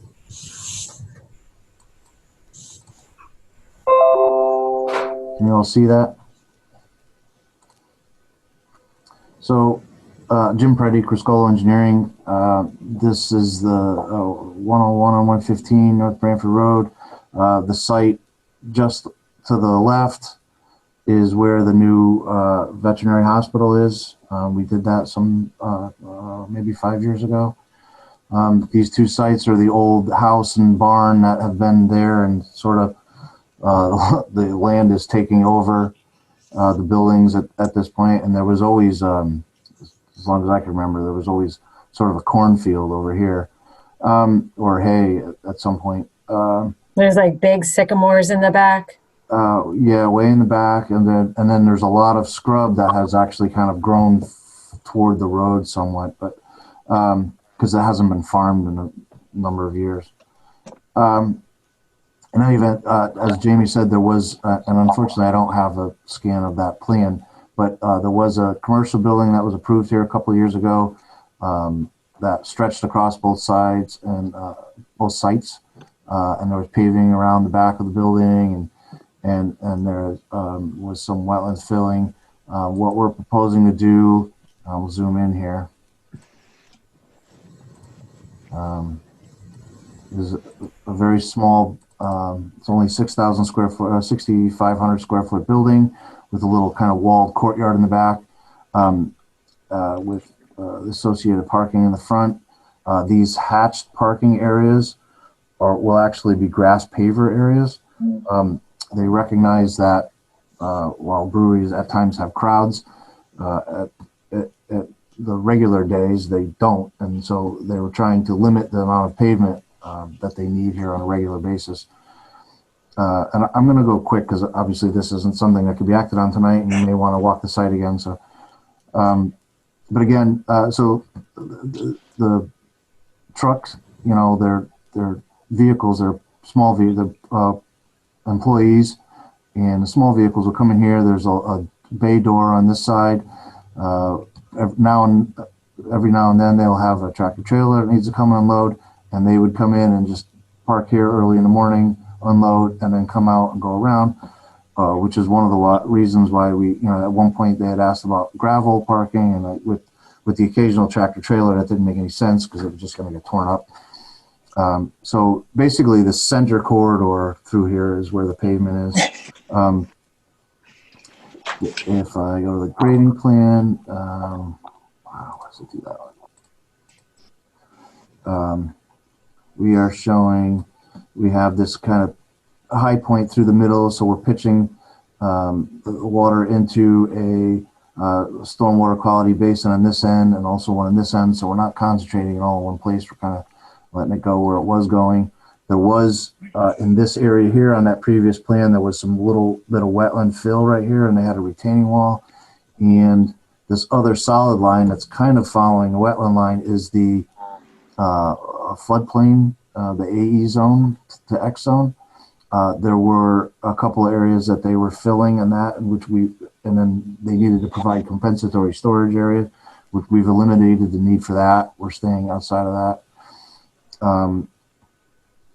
The outside of these low areas, the other areas are they want to plant some small garden areas for hops that they're going to use only on site, not to sell or use at their other site. It would be specific to this building.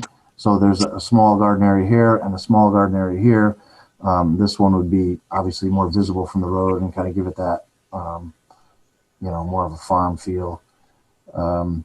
Grass swales in the front that will actually convey water to driveway culverts and then into these water quality basin areas. Mr. Ferretti, I'm sorry, before you jump plans, can you go back to that? Zooming in again.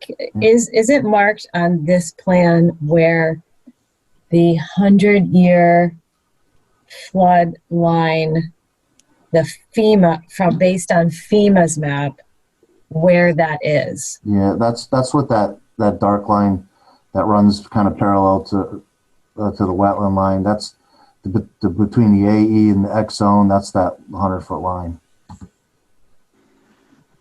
Okay, and that's the FEMA and then line. the actual floodway for the river is over here. this line here kind of defines where the edge of the, per their maps, where the edge of the floodway for the river is. I'm sorry, per the FEMA maps? From the FEMA maps, Yes. this is the, if you've looked at the FEMA maps, the striped area that's actually the floodway is this line here. So it's in this area. And then this line here is the demarcation between the AE zone, which here is not tidal, it is upland AE zone. So there's cross sections throughout the area in their literature. But this line indicates the line of their 100-year storm flood. Okay, thank you. We did include a preliminary landscape plan just to kind of give you a sense for things. We'll have to have a more involved, detailed landscape plan when we get to planning and zoning, but right now there aren't any street trees there.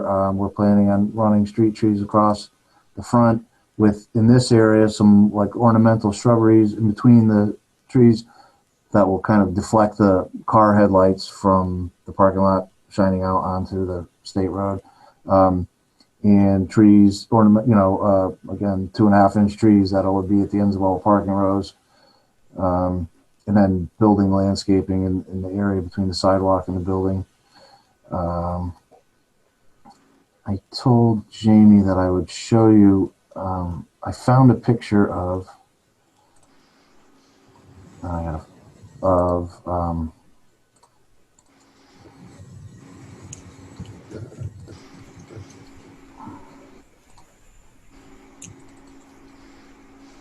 you see that? These are the type, and it didn't grow in very evenly because of the way they spread the seed, but this is the type of grass paver that we're looking at. It's actually a concrete block that the grass grows through. And what we did here, and we're going to do the same thing, is that we took precast curve and we set it flush so that these concrete pieces that come in sections can't migrate. They won't be able to move from the cars parking on them and stuff. So this was when it was first growing up too. So this had come in. When you drive by this now, this is in Hamden. You almost can't see the concrete once the grass grows in thickly. But this is the type of unit we're looking at, not the plastic rings, because they end up a mess all the time. But in any event, but that's it. I know it's not something that can be acted on. I'm just trying to give you an overview so that if you do want to go walk the site, you at least have a sense of what we're up to, and we can go over in more detail next time. Good, thank you. Other questions from the commission? Okay, so site walk. This is a fairly decent sized site. We currently have a site walk in Pine Orchard Road for 10, which is a house not too long, I think. If folks are interested, I would say that we would set the site walk here for maybe 10:45, allowing for travel. 10:45 sounds good. Commissioner, I will say that the site is vacant. It's been vacant for a number of years, so there isn't any issues. If somebody needed to stop by there at a different time, it's not an issue. Thank you. Is it passable? Is it clear enough for us to walk? You need to bring a machete or what? You could pull in, and they did brush at some point not that long ago. Did kind of brush hog around a couple of the buildings so you can get around, but there's a lot of tall grass here and scrub along the backside. It's kind of starting to take over all the chicken coops. Will the building, maybe the corners of the building, can we get some things staked out? Maybe the corners of the building and maybe center of the those corner detention basins. Yes, Jim Preddy again. I can give you something for the detention areas. I don't know if if you could see grade out here, this is the existing house right in here. Mm-hmm. And here's the grade out, like kind of barn buildings in the back, and the red barn you can see. And the building's kind of tucked in the middle of all that. So it would be kind of difficult to stake that out, but I could give you kind of the limits of. I think, yeah, parking this is area. Commissioner Boda. I think that would be helpful. If we can use the existing buildings to orient ourselves, then I think it would be helpful to just maybe mark those corners of the, Yeah, like absolutely. the perimeter of the parking. This is Commissioner Rose. The wetland flags are all still there? The wetland flag, this wetland delineation was taken off of the plan that you guys just approved a couple of years ago. So we did not reflag it. I don't know if they're still there. There may be some. They're probably, this is Commissioner Boda, they're probably still there. The numbers are probably gone. Are we able to get back to the wetlands, or is that questionable? I just remember it being very. It's very thick. There's brambles and all kinds of stuff. It's tough. Wear your tall boots. Bring your chaps. And I didn't want to tell anybody to go in there and clear anything yet because, we don't have approval for that was a good call. All right, so 10:45 on the 6th. Was that the 6th? Jamie Frederick and the wetland agent. Yes, the 6th of February. Will anyone from the applicant team be able to be present at that meeting? I will do my very best to be there. If not, if I can't be there, someone else will be. So the first walkthrough is at 9 or 10? 10. We Jamie, already talked about this. I got a dog to walk. I'm not. Jamie Frederick and the wetland agent. 10 o'clock start for the first site. And we'll estimate 10:45 for 1101, 1115 North Branford, but the plan will be to go from one to the other. So it might be a little bit earlier or a little bit later. So Mr. Peretti, this is Commissioner Boda. If there can be cell phone numbers available so that if we're running ahead or behind, we can communicate that to you or whoever will be representing the applicant that day. That's fine. I'll give Jamie my cell phone number. I could almost see the site from my window where my office is. So, and I'm pretty much here every Saturday anyway. So I could just be here, and whenever you guys get there, I could run over. It'd take me 30 seconds. So. Perfect. Before we move on, I just need to ask a question before I sign off. Back to 24 Old New England Road, there was a suggestion made about agent approval, and then there wasn't any kind of a vote or anything. What? I don't know where we landed with that. Let's go back. Hold on one second.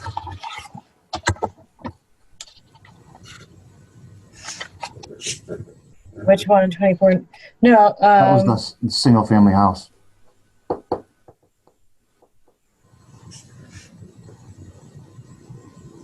I can't even remember what we said.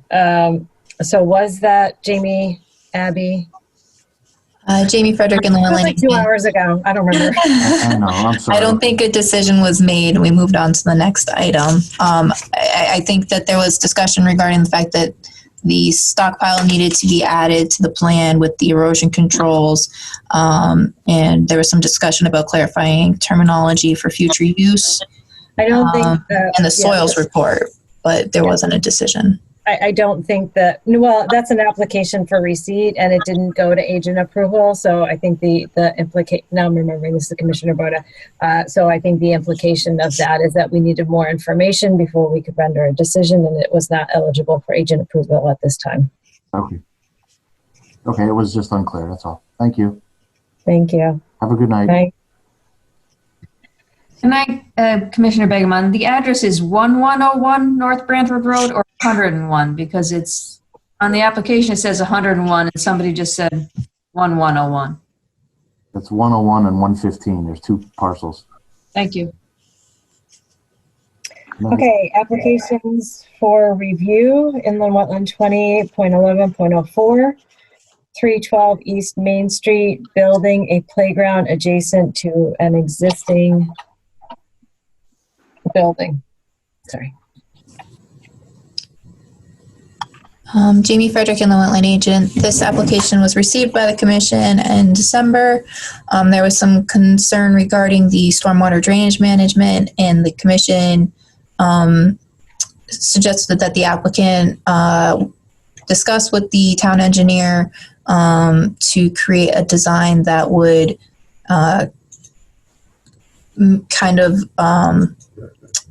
manage the discharge of the stormwater. So we received a revised plan after the town engineer met with, I believe, Al Secondino out on site to discuss the proposed activity. And I can show that plan, and I believe we have somebody present to present on that plan.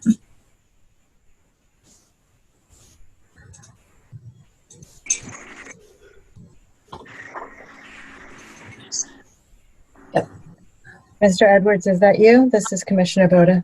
Yes, Tom Edwards, the Nelson Edwards Architects.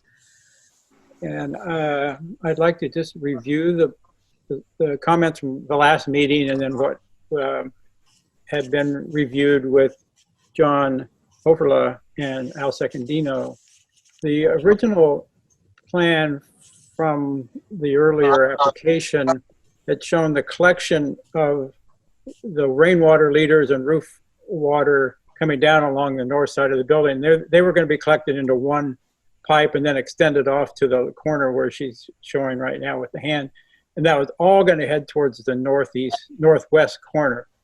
The new kind of the new way to deal with this is there will only be one leader that heads off that way. The rest of the leaders will be connected to piping that will just be under the surface of this proposed playground. They will run perpendicular to the back of the building till they get to the curbing and then flow across the asphalt drive and then across the processed gravel parking that is there now. And most of the water will all dissipate into the gravel before it ever makes it to the northwest corner and the wetland area.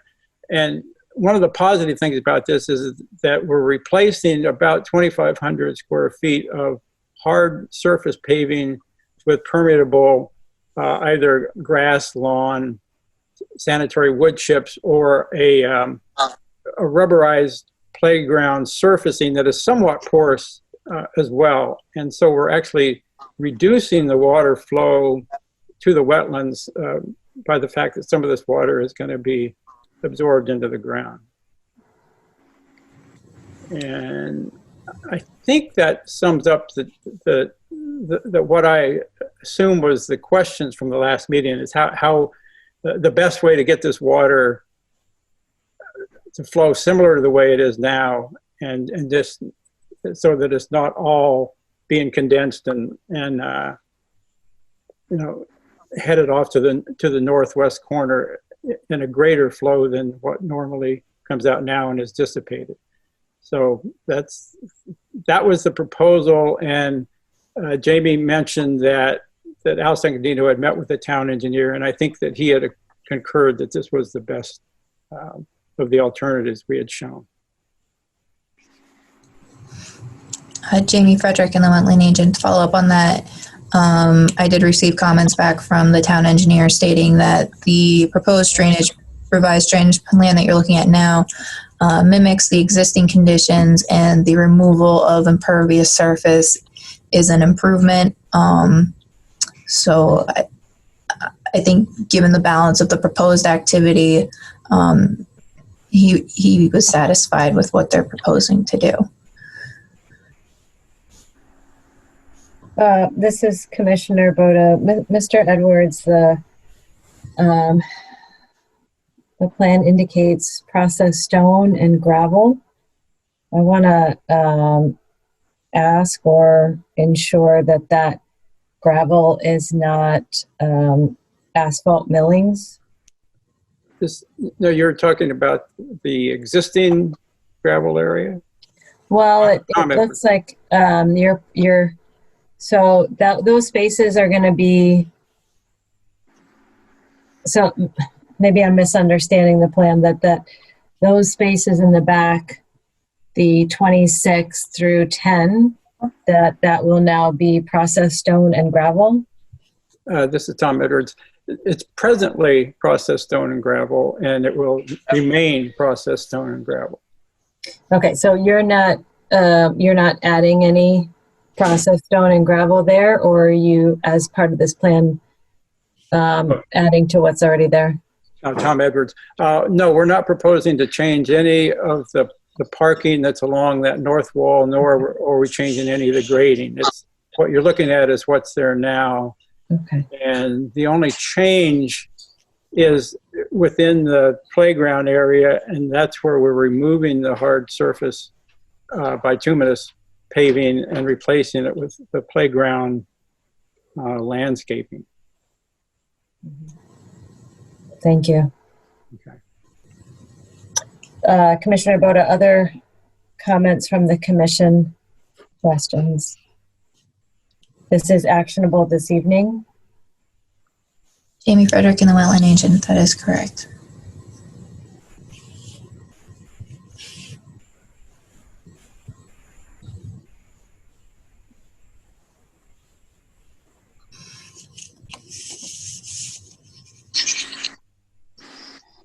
This is Commissioner Boda. Is the commission satisfied and ready to take an action on this? Are there remaining questions or concerns that we need to address as a commission? Commissioner Granolch, I'm ready to go ahead. And this is Commissioner Boda. Commissioner Granolch, can you just put some just clarification? What is giving you the idea that this is you're ready to, just for everyone's learning, what's making you right now say let's go ahead? I mean, let's do you want me to make a motion? Even before you make the motion, if you Okay. can just clarify, this is Commissioner Boda, share your thinking about how you got to that decision. I think that might clarify for other commissioners how we can proceed. Commissioner Granolch, that's exactly what I meant, is to proceed ahead with a motion and approve it. Okay, might you tell the commissioners why you would go ahead and do that right now? What are you seeing that makes you satisfied? We reviewed it. We reviewed it, and the town engineer has agreed that this system that they're proposing to take care of the water is going to work. I'm very familiar with the area back there.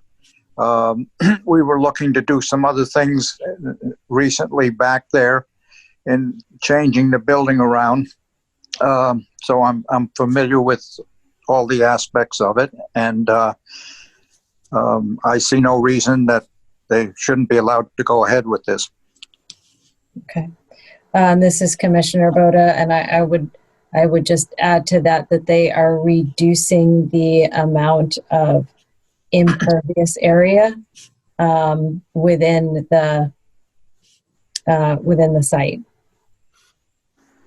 Other commissioners' thoughts?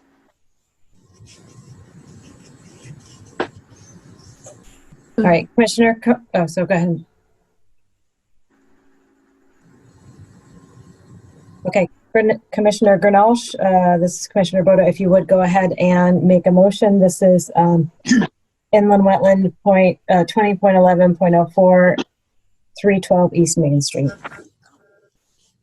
Commissioner Granolch, I'll make a motion that we approve the plan submitted for the proposed playground on IW 20.11.04 at 312 East Main Street, and that with the idea that the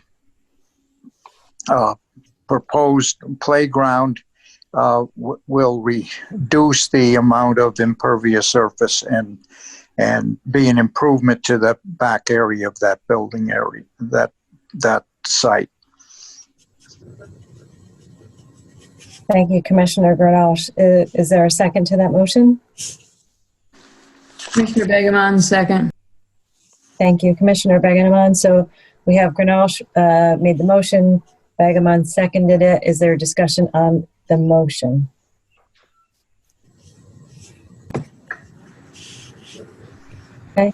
All in favor, I will take a roll call, although I can't see everybody right now. Stand by 1 second. Commissioner Begemon. Commissioner Begemon, aye. Commissioner Rose. Commissioner Rose, aye. Commissioner Granolsh. Commissioner Granolsh, aye. Commissioner Sullivan. Sullivan, aye. Commissioner Kraus. Commissioner Kraus, aye. Are there any commissioners present whose name was not called? Hearing none. Commissioner Boda, aye. That is a unanimous vote for approval. Thank you very much, Mr. Edwards. Thank you, Commissioner. Good night. Good night. Okay, so the next item, enforcement, cease and correct 20.12.01, 41 Brainerd Road. And that's clearing prior to pre-construction meeting and clearing beyond approved limits. We also have other business with respect to the same enforcement, and that is permit modification request. Jamie suggested that we might move those two together. I would need a motion to move that item from other business to under enforcement.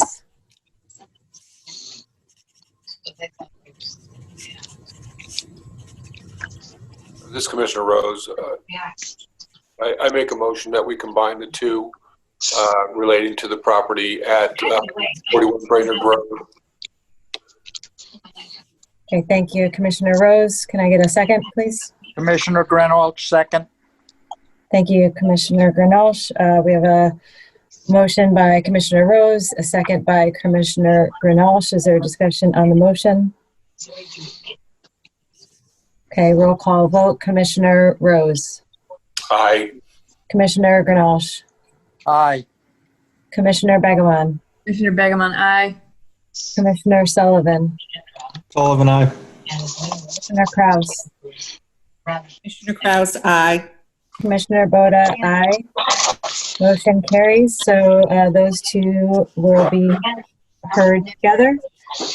Jamie, would you set the stage for us for 41 Brainerd Road? Amy Frederick, Inland Wetland Agent.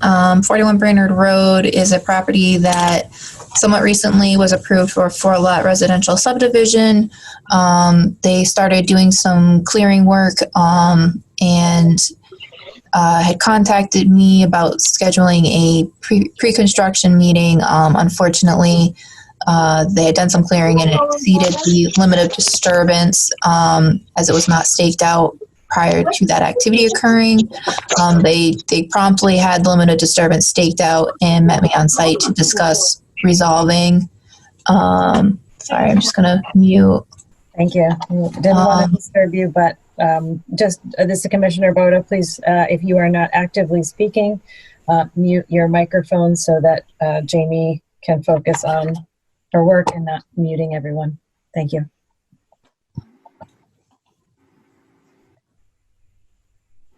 So since that time, we had the cease and correct just cause hearing at the last meeting in December, and a plan was received and I believe distributed out to everybody, both electronically and via, maybe just electronically. I'm not sure if we got the paper copies. And I will pull that up for review and discussion for replanting the area that was disturbed beyond the approved limit of disturbance. And then, so in addition to that, in response to the cease and correct order, we have also received a request to modify the permits associated with that. Looking at the proposed mitigation, I believe is all on lot 4.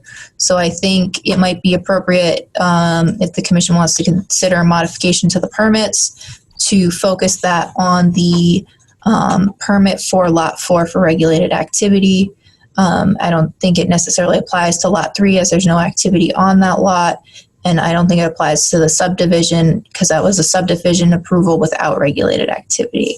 And if the commission has any questions regarding that, then we can certainly dive into that more.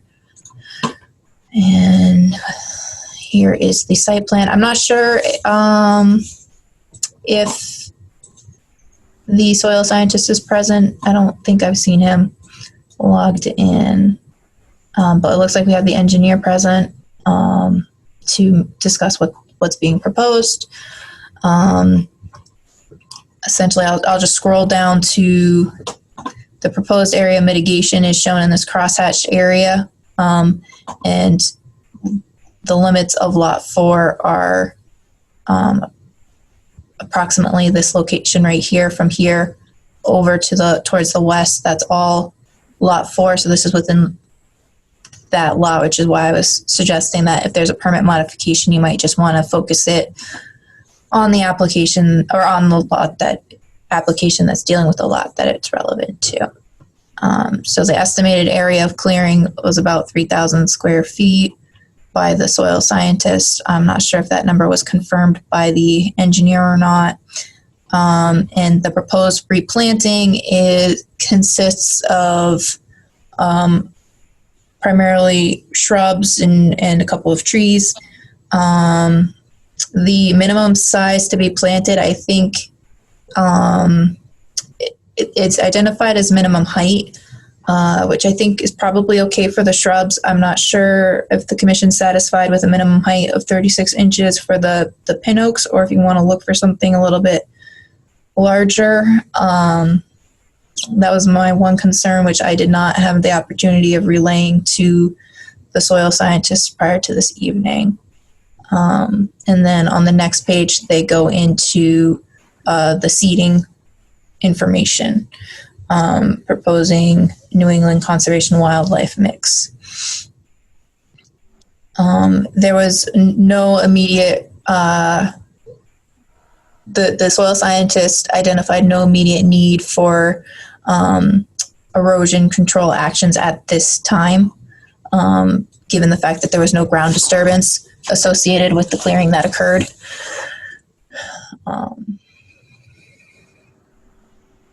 If the commission wants, I can bring up the pictures of that area for review. This is Commissioner Rose. Jamie, do we have any standards for caliper of trees when it's involved in a mitigation? Jamie Frederick and the wetland agent. I don't believe we do have any standards. Not that I'm aware of specifically. I think generally though we do see like a caliper identification for trees rather than a height measurement. And usually I think we're looking at like a 1.5 inch caliper. And I just quickly researched approximately how tall a 1.5 inch caliper pin oak is, and that's about 10 feet tall versus the 3 feet that's proposed. That being said, I mean, he does have a decent amount of plantings proposed here, so I don't know that requiring, and I think the shrubs, requiring that the shrubs are 3 feet tall is actually a little bit bigger than what we would normally see for a shrub requirement. So I think it might balance out. This is Commissioner Boda. I think that the standard would not be a number, but rather to replace the function. So if there were trees in there that were providing shade and therefore a degree of temperature control up to the wetland, then that's what we would be aiming to replace as the function, not specifically an arbitrary number.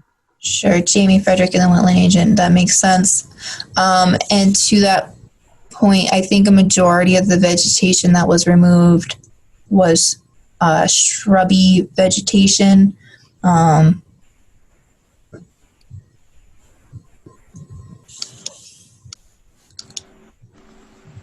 there were definitely a couple of trees removed, but I don't recall off the top of my head where those trees were relative to the limits of disturbance.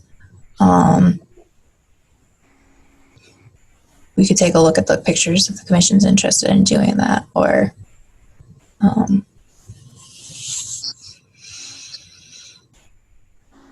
it'd be helpful to see photos if they are photos from before the clearing happened. Before Jamie Frederick and the wetland agent, I don't think we have photos that would be where you would be able to identify the area that was disturbed specifically before the clearing happened. Scrolling back up real quick, the soil scientist does have one picture. This is taken from the street looking in, and you can see that it's by and large was shrubby vegetation that was removed. There's not a lot of stumps within that area. Looks like maybe there's one there. And I can pull up some photos from when we went out after the activity occurred. So yeah, there's, you can see a tree was removed from here. It doesn't look like it was a large tree. And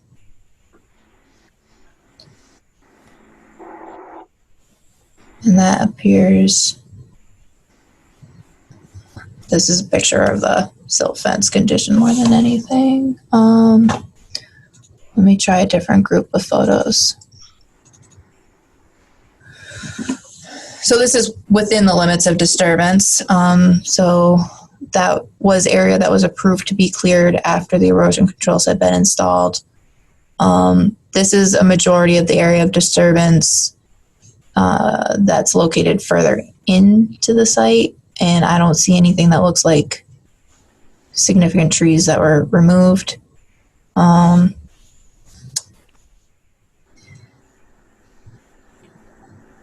It really appears to be just this one.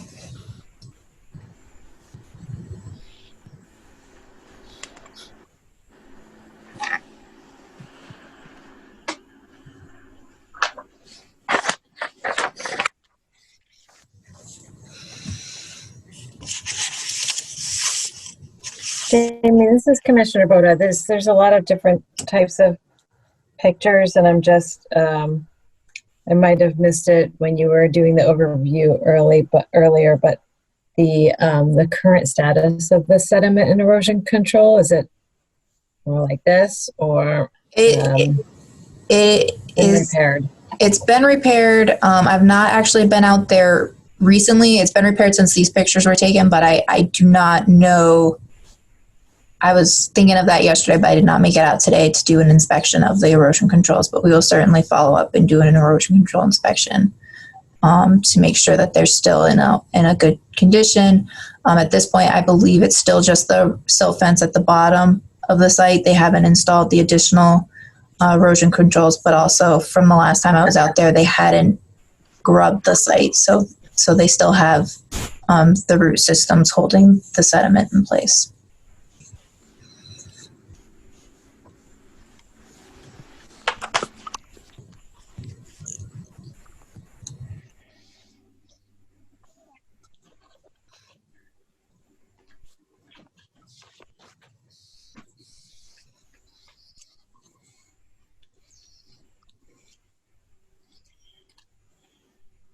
This is Commissioner Begemon. If are we trying to figure out whether we need a 3-foot tree or a 10-foot tree, and if are we looking at the viability of the 3-foot versus a 10-foot, and if there was one substantial-ish tree taken down, and we really don't have something to guide us or precedent of the number of trees or the size of the trees, I would recommend that you just change one of those, a real tree rather than a shrub, to a higher, to like I imagine a 10-foot pin oak has a much better chance of survival than a 3-foot. And make the other ones the shrub height, the 3-foot. I could finish on this. Yeah, you're right. Oh, you're fine. Your dog's asleep up there. Jamie Frederick and the wetland agent. Yeah, so right now, ultimately, the commission is looking at whether to accept the plan as provided or require modifications to the plan. And then the second part would be whether to accept this plan as a modification of the three applications that I referenced was the subdivision approval without regulated activity, the individual lot regulated activity approval for lot 4, and the individual regulated activity approval for lot 3. And as I previously stated, I think it really only applies to lot 4. And I believe the applicant's engineer is present. If there's any concerns on the applicant's end regarding that, please let us know, because I did not discuss that with the applicant prior to this evening. Something I was working on today, but with 7 applications for receipt, it just didn't get around to everything. This commissioner voted. It's a lot for one night. So, so I think that we sort of, we're kind of in the, no pun intended, but we're in the weeds a little bit.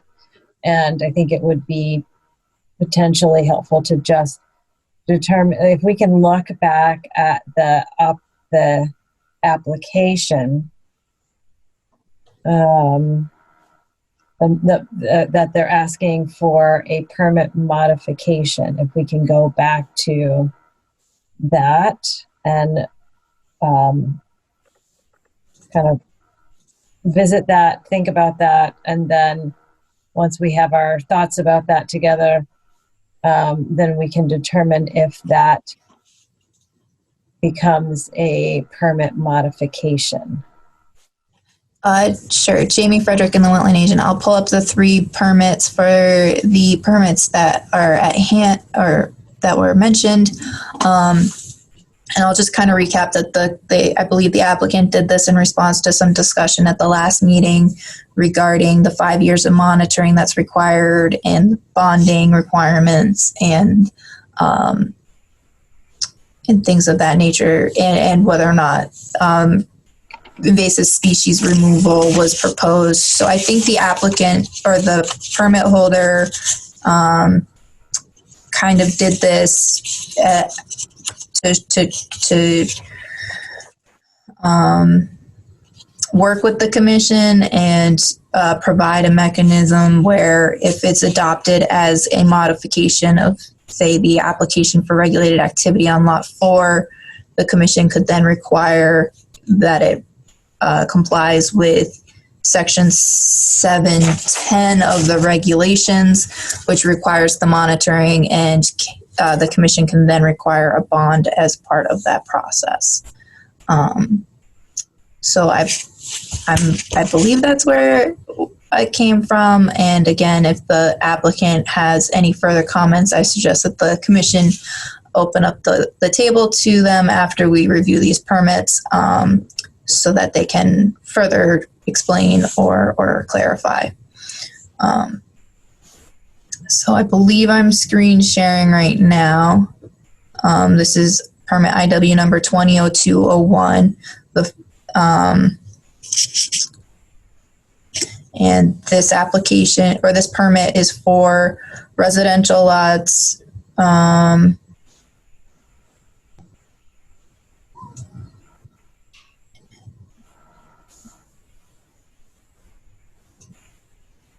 And it says lots 3 and 4 to come back to the commission for individual inland wetland permits.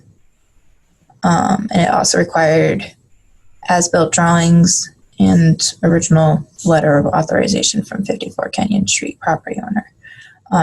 So the other 2 applications that are referenced are the 2 permits that were required per condition 1 of this permit, with IW 200806 being for lot 3, which is the lot that's third down from the top of the slope. And then IW number 200807 is lot 4, which is the lot at the bottom of the slope adjacent to the wetland where the activity beyond the approved limit of disturbance occurred. And this permit requires that they submit deed restriction language for review by town council and town staff, and that they put signs up, an as-built survey be submitted, and that the project engineer shall certify that stormwater improvements were installed consistent with the plans referenced above.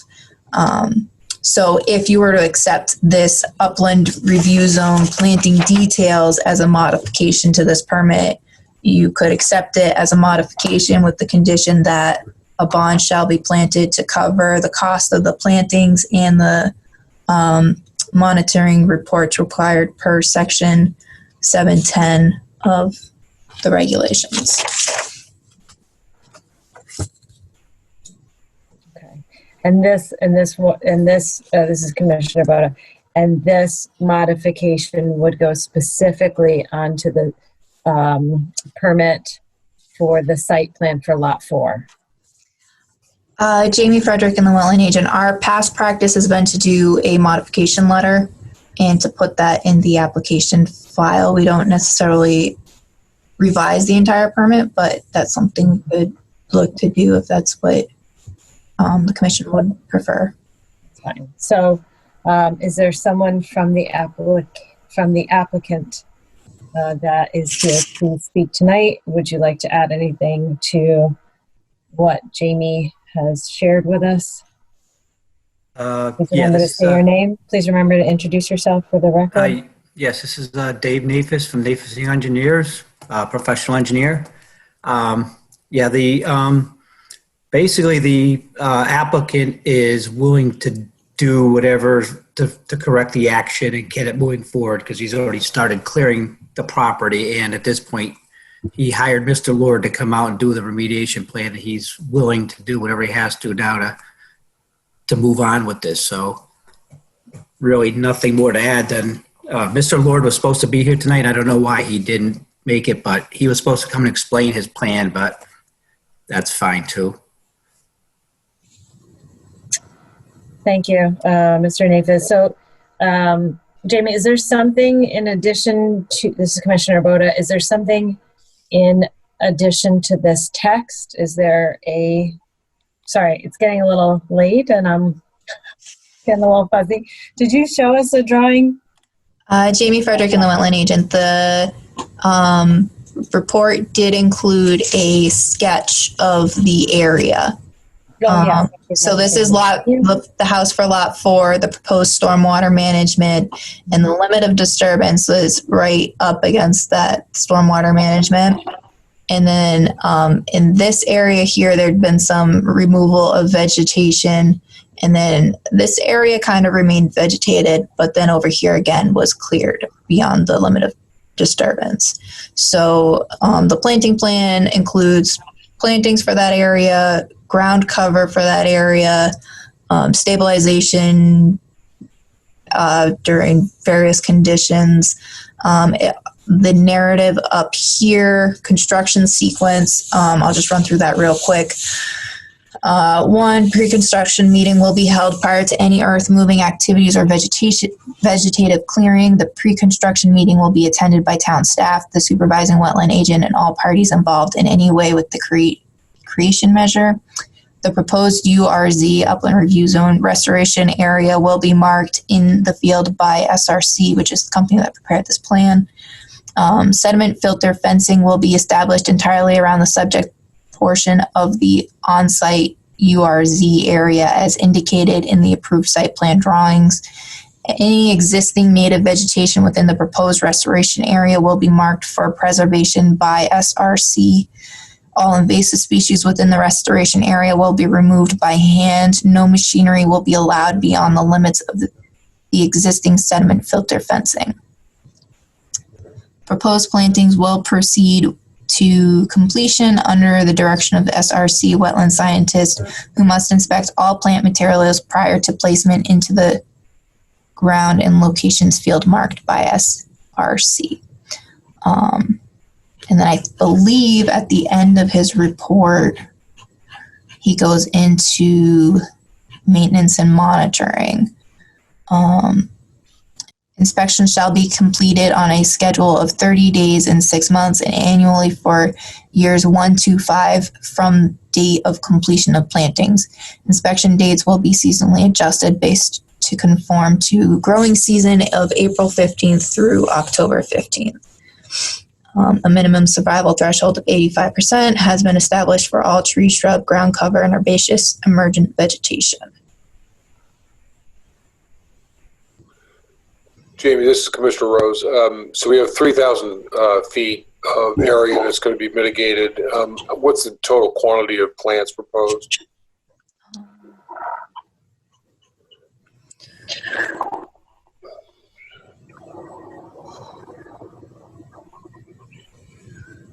Jamie Frederick and the wetland agent, 23 if I can count this late at night. Yeah, right. So that's 100 and is that about 140 square feet per plant?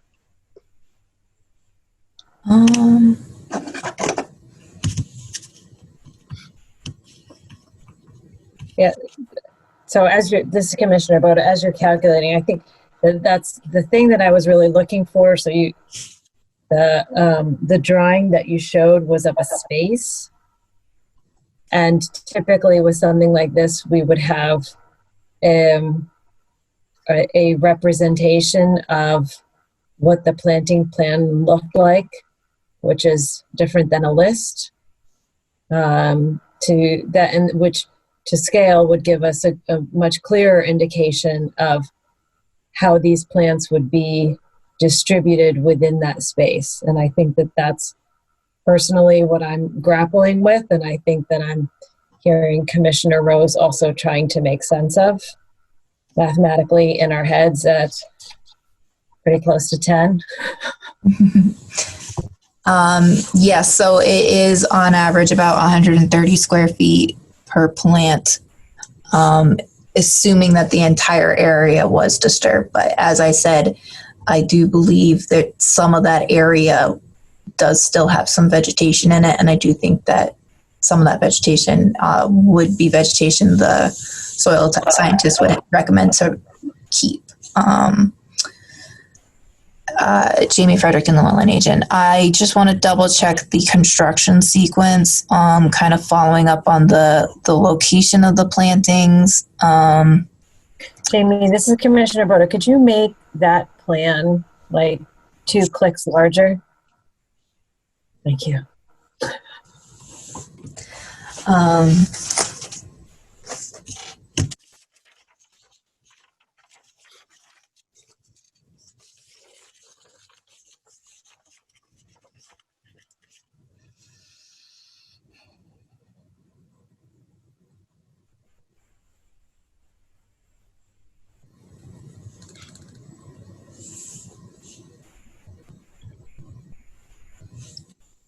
So this is Commissioner Rose. To be clear in my own mind, we're basically going to act on 2 issues. One is to approve or annotate the mitigation plan, and to make that approved mitigation plan a part of the existing permit for Lot 4 as a modification. Those the 2 things that we're doing here?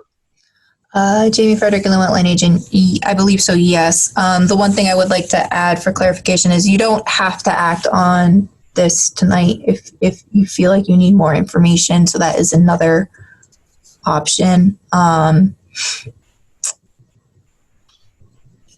The other thing I just wanted to point out is that the plan does state that the location of the plantings will be field marked by the soil scientist prior to planting. So I certainly understand the visual assessment tool of having that spacing identified on the plan as far as assessing the comprehensiveness and adequacy of the plan.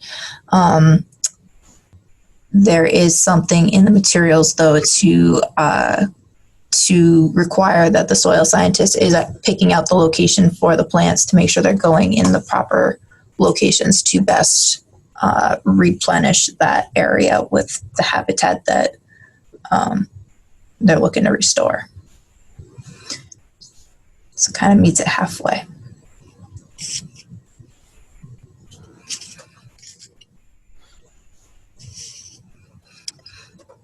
This is Commissioner Boda. So our first order of business here is to determine if this this plan is acceptable as mitigation for the disturbance. What are other commissioners thinking? This Commissioner Rose, you know, we're obviously, we have a well-respected soil scientist, but we typically want to see a graphic representation of the planting plan. We were pretty hard, I might correct myself and say I was pretty hard on a prior applicant, a private homeowner, about doing something to represent graphically what they were proposing. So I feel at a minimum we should be requiring the same effort and clarification from a professional in this case. Certainly, you know, his recommendations as to what would be planted and how many plants, I would assume, is the foundation of his expertise, and happy to accept that, but we should have a plan that shows some representation of how it's going to be spread out.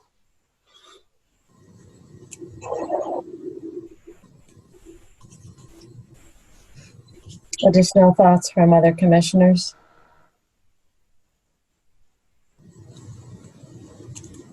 Commissioner Bergman, is that something that we have to see again, or is that something that could go to Jamie for approval? Jamie Frederick, inland wetland agent. I think I could possibly do the modification to the permit because that was an agent permit, assuming the commission's okay with that, because it does move the activity closer to the wetland, but it is a restoration project. So I think that's up to the commission to finalize their opinion on. Relative to the cease and correct order, I think the commission either needs to accept it or require the additional information and review it. I don't know that that's something, I think it gets kind of sticky if you have me review that. Commissioner Boda, what is the last that you're referring to? Jamie Frederick, and the wetland agent, the remediation plan relative to the cease and correct order. So if we were, this Commissioner Boda, I'm proposing a hypothetical. If we were to offer an approval as a commission, and that the condition and a condition of approval is a fully completed, visually accessible planting plan that I'm sorry, I'm searching for words, but adequately fills in this area of disturbance. Is that, or is what you're saying that is the thing that is too far for an agent approval? Jamie Frederick, and wetland agent. I think if you're satisfied with the plan and you're just looking, I think you could do it conditionally like that if you're comfortable doing that. I think the one thing I want to throw out there is that probably the reason why he didn't provide a spatial representation of where the plantings are going, if I had to guess, would be that the plan does include removal of invasive species, so he wants to wait until that removal has occurred to make sure that he's picking the best placement for the plants. So I would suggest that maybe as an alternative to that, if you think you're good with the density of the plantings as proposed, to require a modification to number 5 under the construction sequence. It says proposed plantings will proceed to completion under the direction of SRC wetland scientists who must inspect all plant materials prior to placement in the ground in locations field marked by SRC. And you could require that, kind of combine that with the inspection meeting and require that the inland wetland inspect the proposed planting locations to ensure I don't know how you would quantify that, but to be able to provide comment on potential adjustments. I don't know. I don't know that there'd be anything that I would. Or you could approve it with the condition that a certain density is achieved in the plantings. You could approve it and say number of plantings shall be adjusted as needed to obtain density of X plantings per Y square feet. I don't know. Yeah, I think this is Commissioner Wood. I think the issue that we're struggling with, I'm struggling with, I don't want to speak for anyone else, but is that this is a little different from the previous where, the information really wasn't there.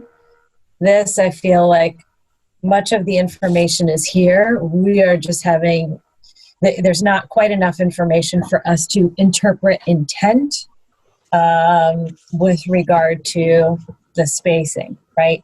But that our ultimate goal is that the spacing is such that the plants that are growing in will have adequate space to grow in a healthy way, and also not so much space as to leave a lot of open ground, which is exposed to sunlight and leaves the area susceptible to encroachment of invasives.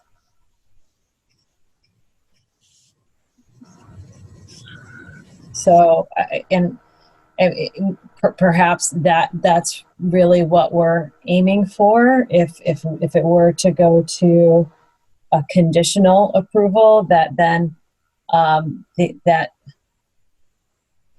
that planting plan needed to come back to the agent with those details included, showing that on the actual plan. And that is something that we have done in the past, where the planting plan comes back with a little bit more details, such as this.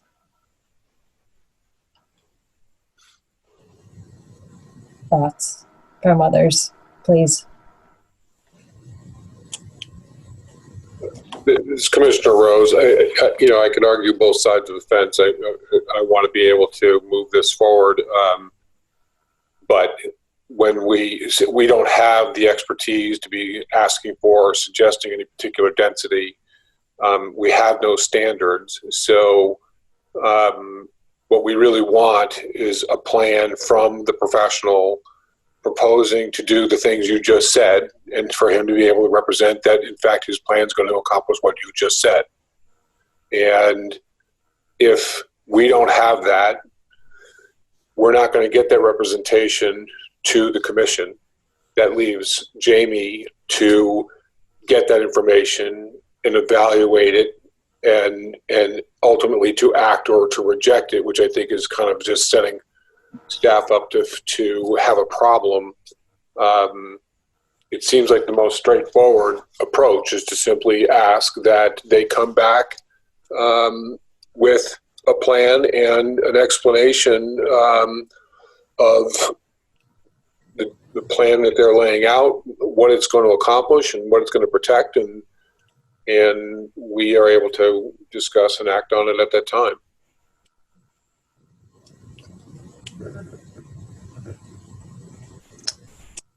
Thank you, Commissioner Rose. Is Commissioner Bodo, other input from the commission? Questions, comments?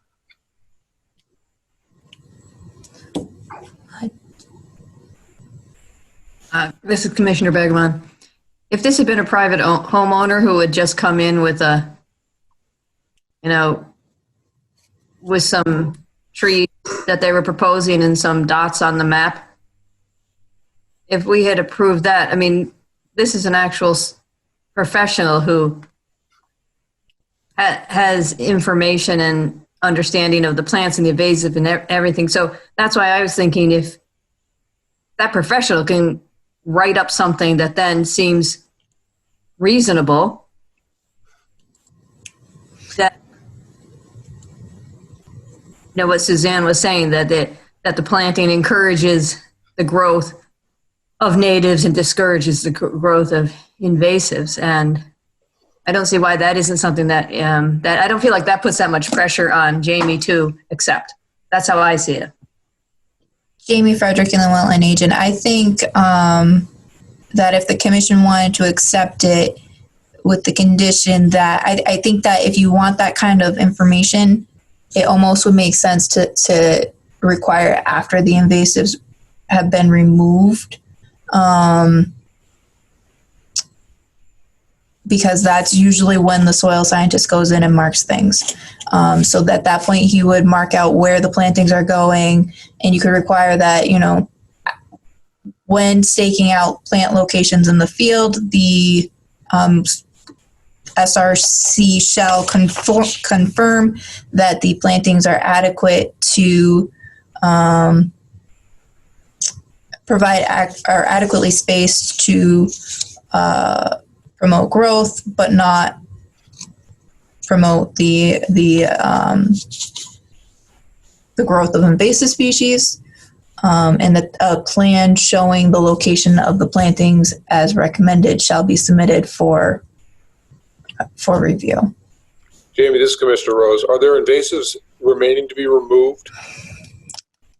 I'm not sure off the top of my head, Jamie Frederick and the wetland agent. I think at this point, most things have been cut back. I asked, if any, Rose again, I asked because if there are invasives left to remove, then this seems like a two-step process. To your point, if a planting plan is in effect going to be perfected after the removal of invasives, then it seems like they should go off and finish removing invasives and ultimately end up with an area that might be different than what's shown here in green, and a planting plan to populate that area. So I think it seems to me that if invasives are still an issue, then we have a two-step process where you have to follow, or we should follow.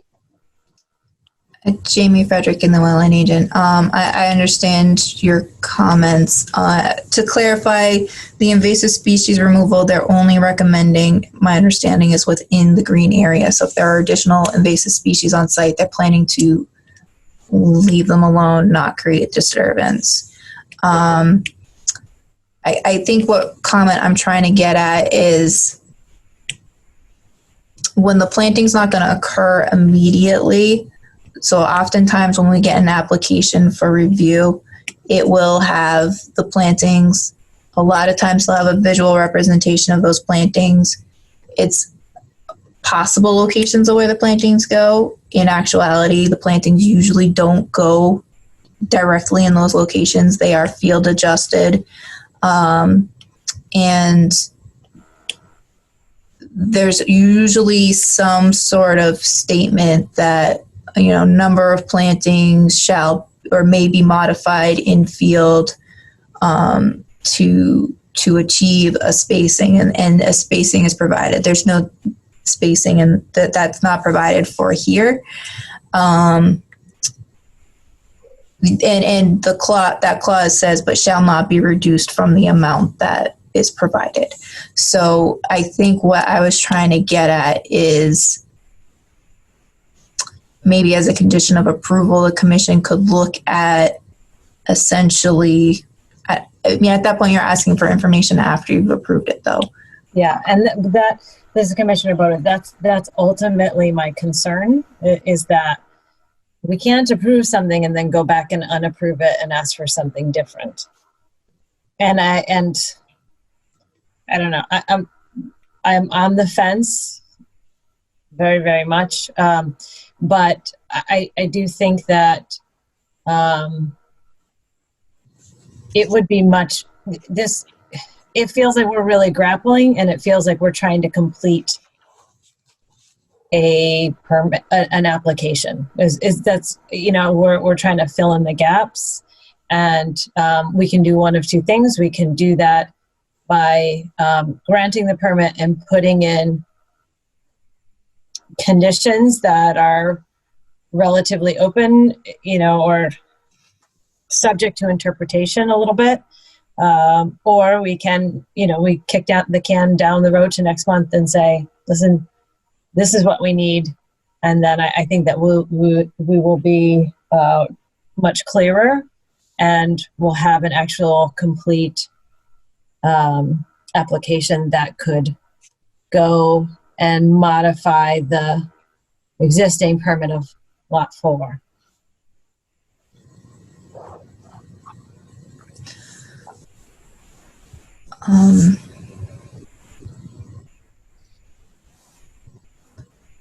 So I'm assuming that Commissioner Rose, based on the comments thus far, would say, let's wait until we have, can we get just a quick straw poll? Because I think that would be really helpful. We've probably been doing this for about 20 minutes at least, at a minimum, maybe a half an hour. So if we can get at least a straw poll where the commissioner heads are at, I think that would be really helpful.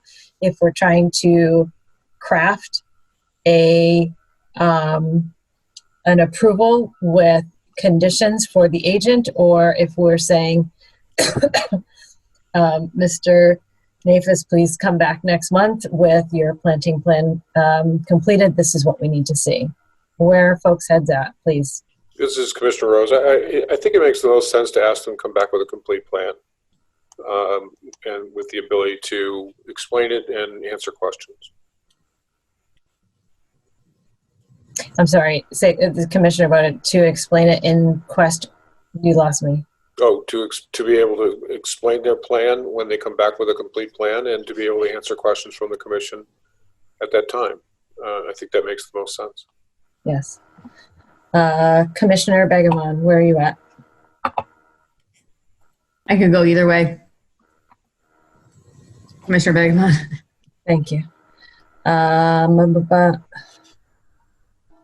Commissioner Kraus. I'm sorry, I was having trouble unmuting. I think I would go with the side of getting a more complete planting plan. Thank you. Commissioner Sullivan. Sullivan, I agree with Commissioner Rose and Commissioner Kraus. Okay, and Commissioner Grenache.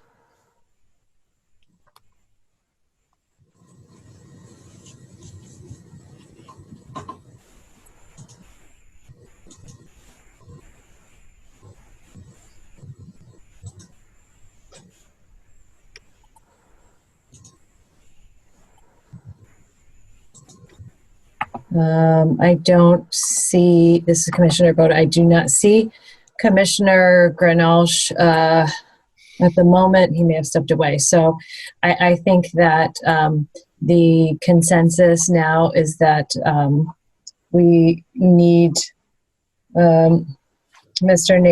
Nafis to go and bring back the information that we've been discussing, so that we can really make a clear determination without putting in our own design, which is not the role of the commission.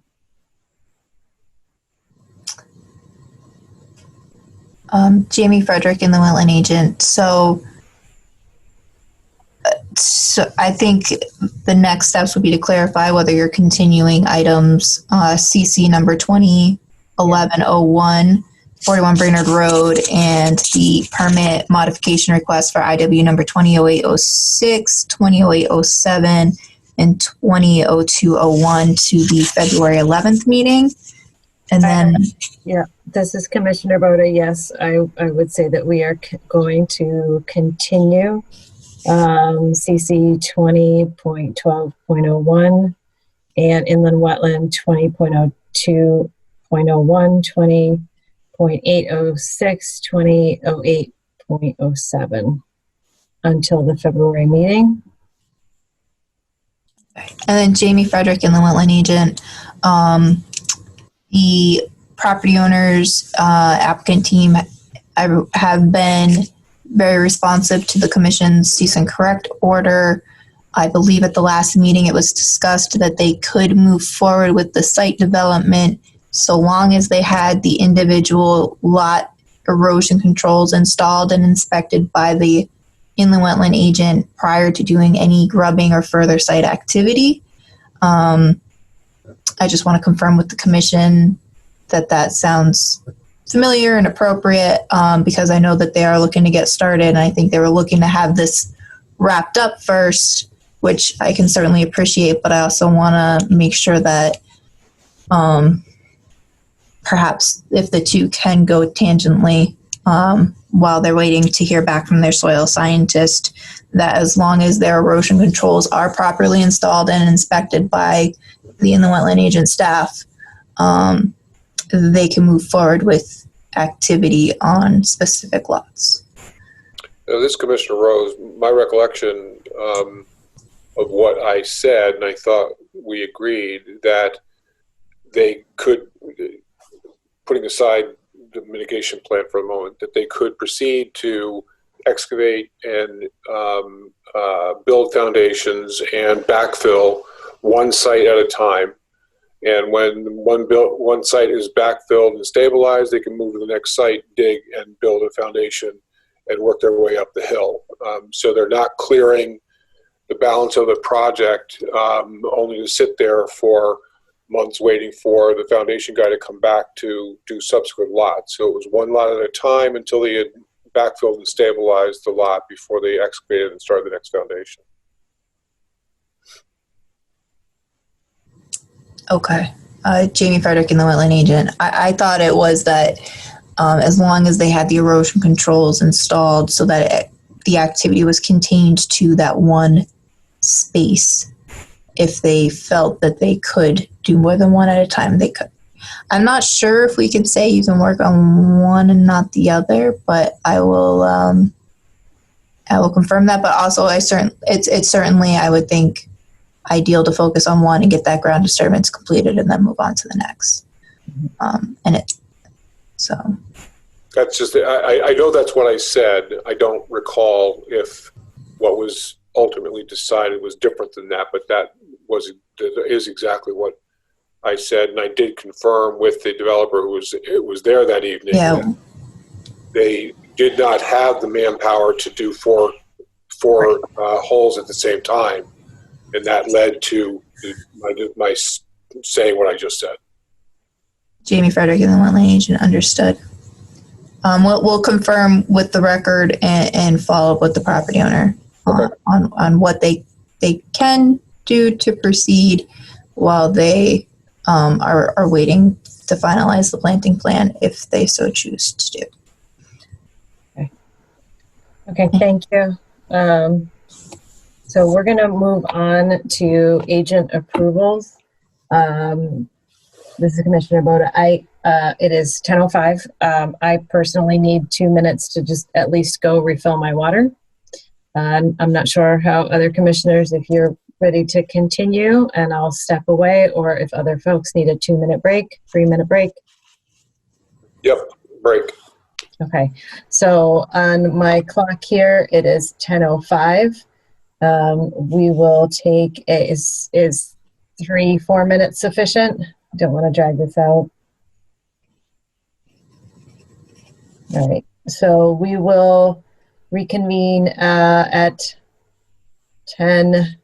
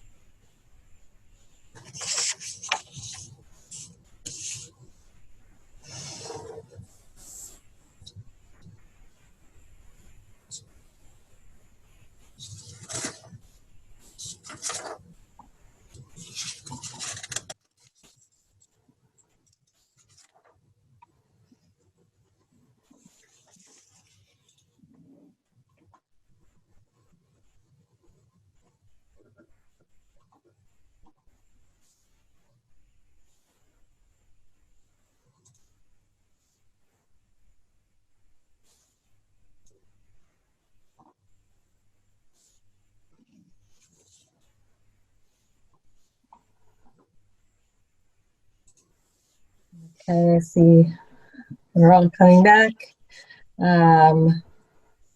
Commissioners, as you return, please just turn your cameras on at least for a moment, or Commissioner Krause, if you just want to say here. Commissioner Sullivan, if you want to say here. Okay, perfect. Commissioner Sullivan, and did we lose Grenache? And then Wetland Associate Abby York, I believe he was back, but I think he came back into view while we were all gone, so he might have left. As I blame him. Yeah. Commissioner Sullivan's back. Wetland agent. I don't see Grenache in the participants window, so I think we've lost him. Okay, fair enough. Okay, so we have officially reconvened. We still have a quorum. We are on to agent approvals, IW 20.11.02, 30 Lamontre Lane.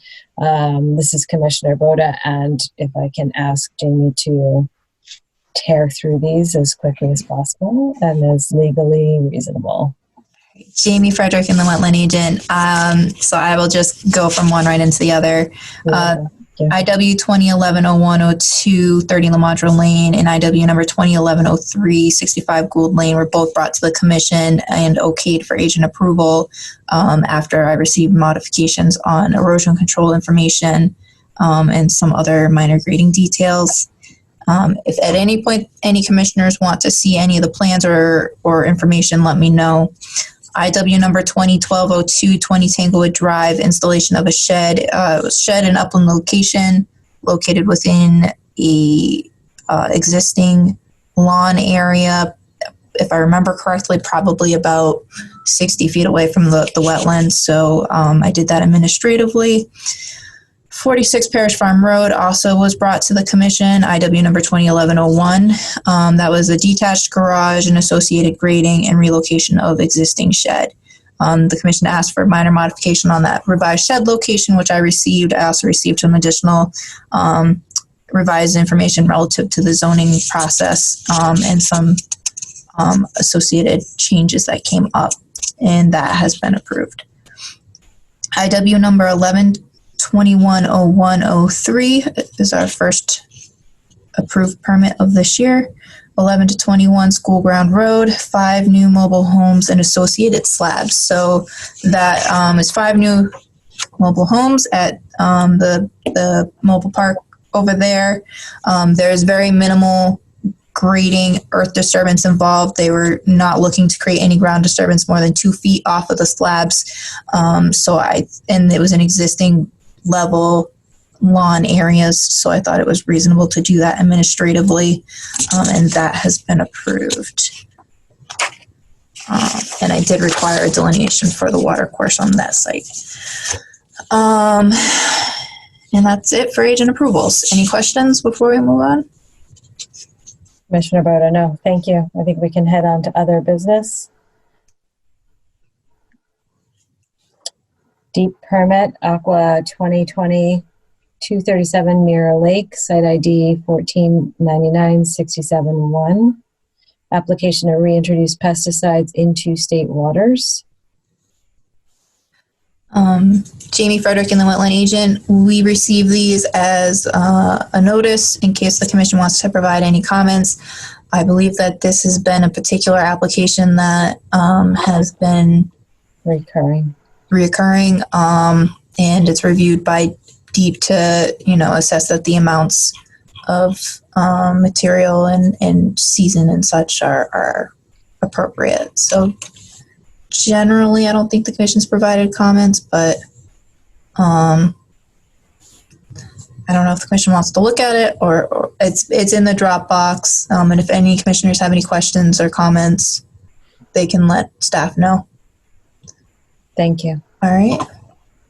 North Branford notice of application received for regulated activity on property that is located within 500 feet of Branford, 67 Tutucket North Road, North Branford, replacement of roof and drainage improvements.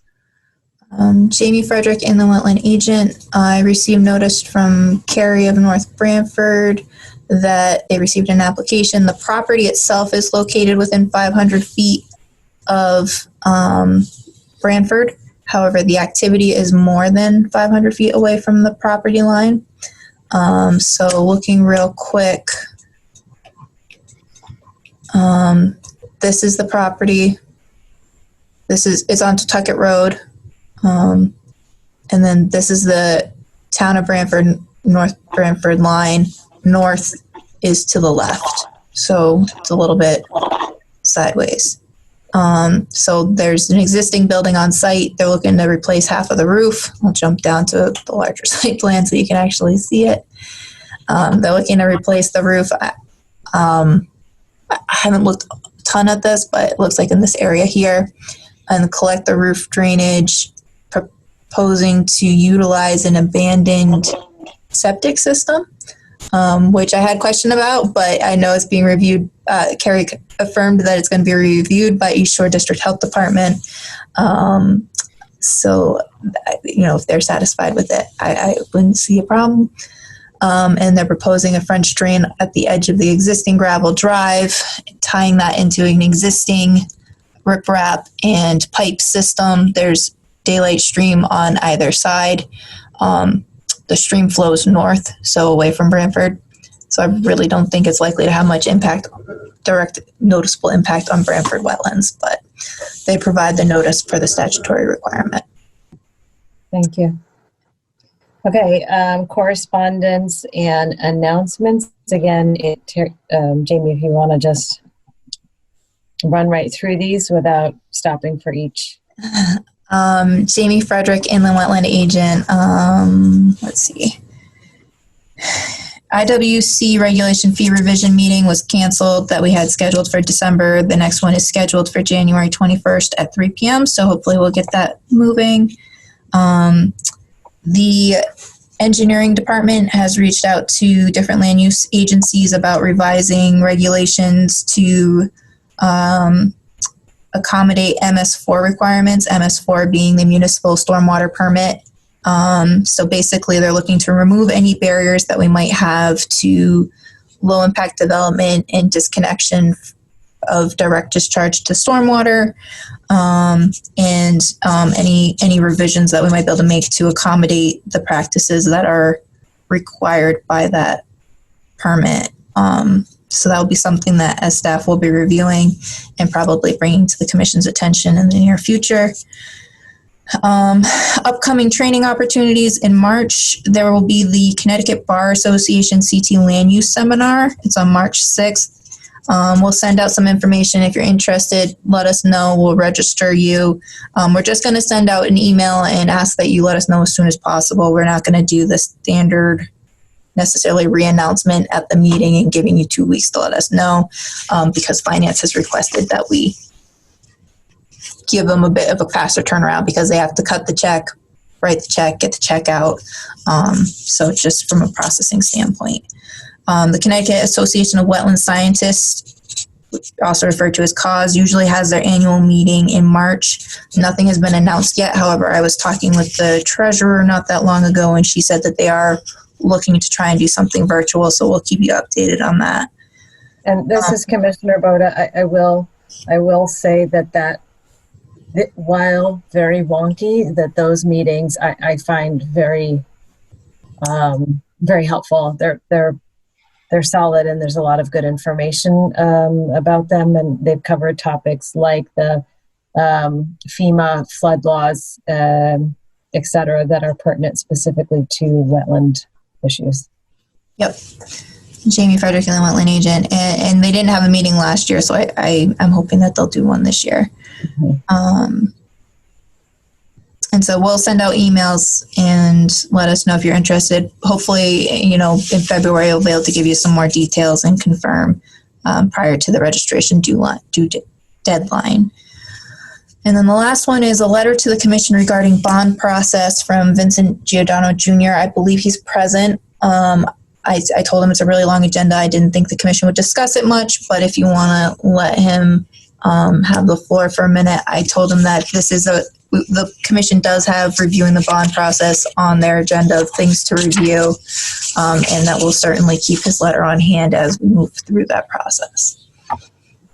Okay, Mr. Giordano. Oh, hi. Thank you. To the end. Yeah, we're here again. So in any case, we're in a situation, like I'm sure other developers as well, where we have two projects that are under the authority or the jurisdiction, if you will, of the Wetlands Commission at the current time. And actually, we just got another one approved tonight, but that's relatively minor in significance. The 434 East Main Street, we are the developers on and the owners. We had a overall bonding requirement on that project, if you recall, somewhere in the neighborhood of $45,000, 50% of which, according to your regulations, at the approval of the commission, can be posted as a bond, and the balance of it in cash. So that's $22,500 more or less. On the second project that Giordano is involved in is the Aldi's project that's been approved and also ready for construction. Approximately February 9th is our last understanding of that. That project was supposed to start much earlier, back in September. Given the situation with the pandemic and what have you, the banks apparently weren't quite ready to approve the financing, and now it appears that they are going to go ahead with the developer and the financing, so that is currently scheduled for February. Now that bond on that project, we are not the developers or the owners there, we're just the general contractors, the site contractors, if you will, as opposed to developers on the other project. So as such, we're responsible for the installation of the wetlands issues there and the maintenance thereof. And so, as such, we have been given the responsibility for the bonding. Now we have bonding on the project overall. There's also obviously an engineer involved on that project who will be heavily scrutinizing the entire site activity there. So the bonding on that project is in the vicinity of $90,000, half of which is about $45,000. So you take the combination of those two projects and we have to come up with $67,500, which is a pretty good size hit right now in the middle of the winter, given the current tight cash situation with COVID and all.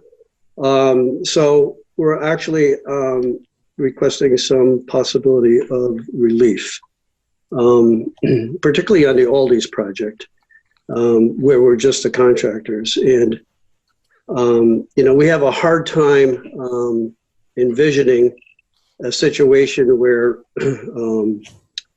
$45,000 cash, if you will, would be ever required to implement, any kind of an activity that we ostensibly would fail to do, which is highly unlikely. First of all, we've been in business for our various companies for almost 80 years in the town here and have never had a problem like that anywhere, whether it's the town or state or anywhere else that we've worked. But in any case, we are responsible, for the wetlands.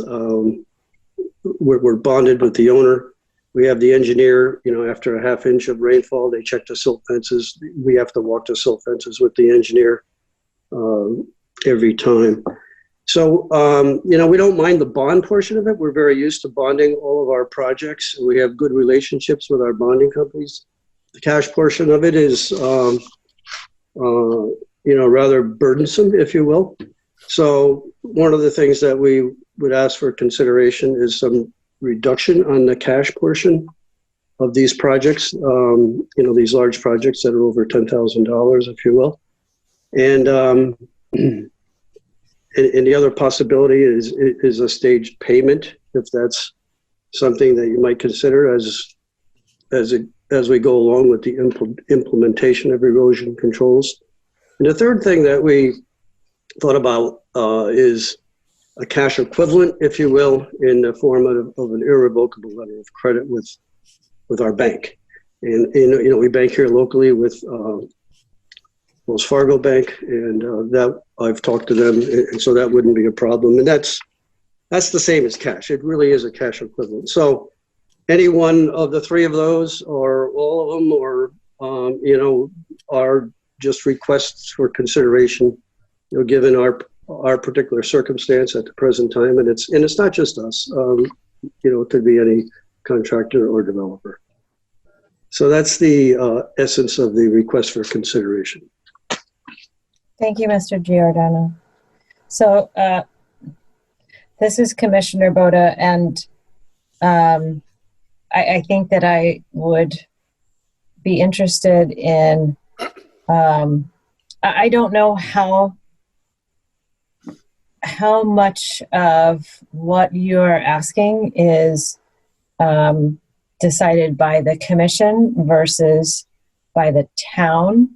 And so I think first I would like Jamie to check, or to just tell us now if you know, with respect to the type of bond, if we have flexibility, or if that is determined by processes beyond us. Jamie Frederick, Inland Wetland Agent. The type of bond is restricted per the regulations of the Branford Inland Wetlands and Watercourses Commission. So that is the commission. It's the regulation. I don't know of a process to modify it outside of doing a regulation revision. So I'm not sure that something could be done to address this concern prior to March 9th. That being said, particularly with the mention of, the COVID concerns, I have already reached out for some guidance on this issue to make sure that the commission has the information available to make decisions. So hopefully I'll hear back on something with that, but I have not yet. As I just asked today, I think it was either today or yesterday.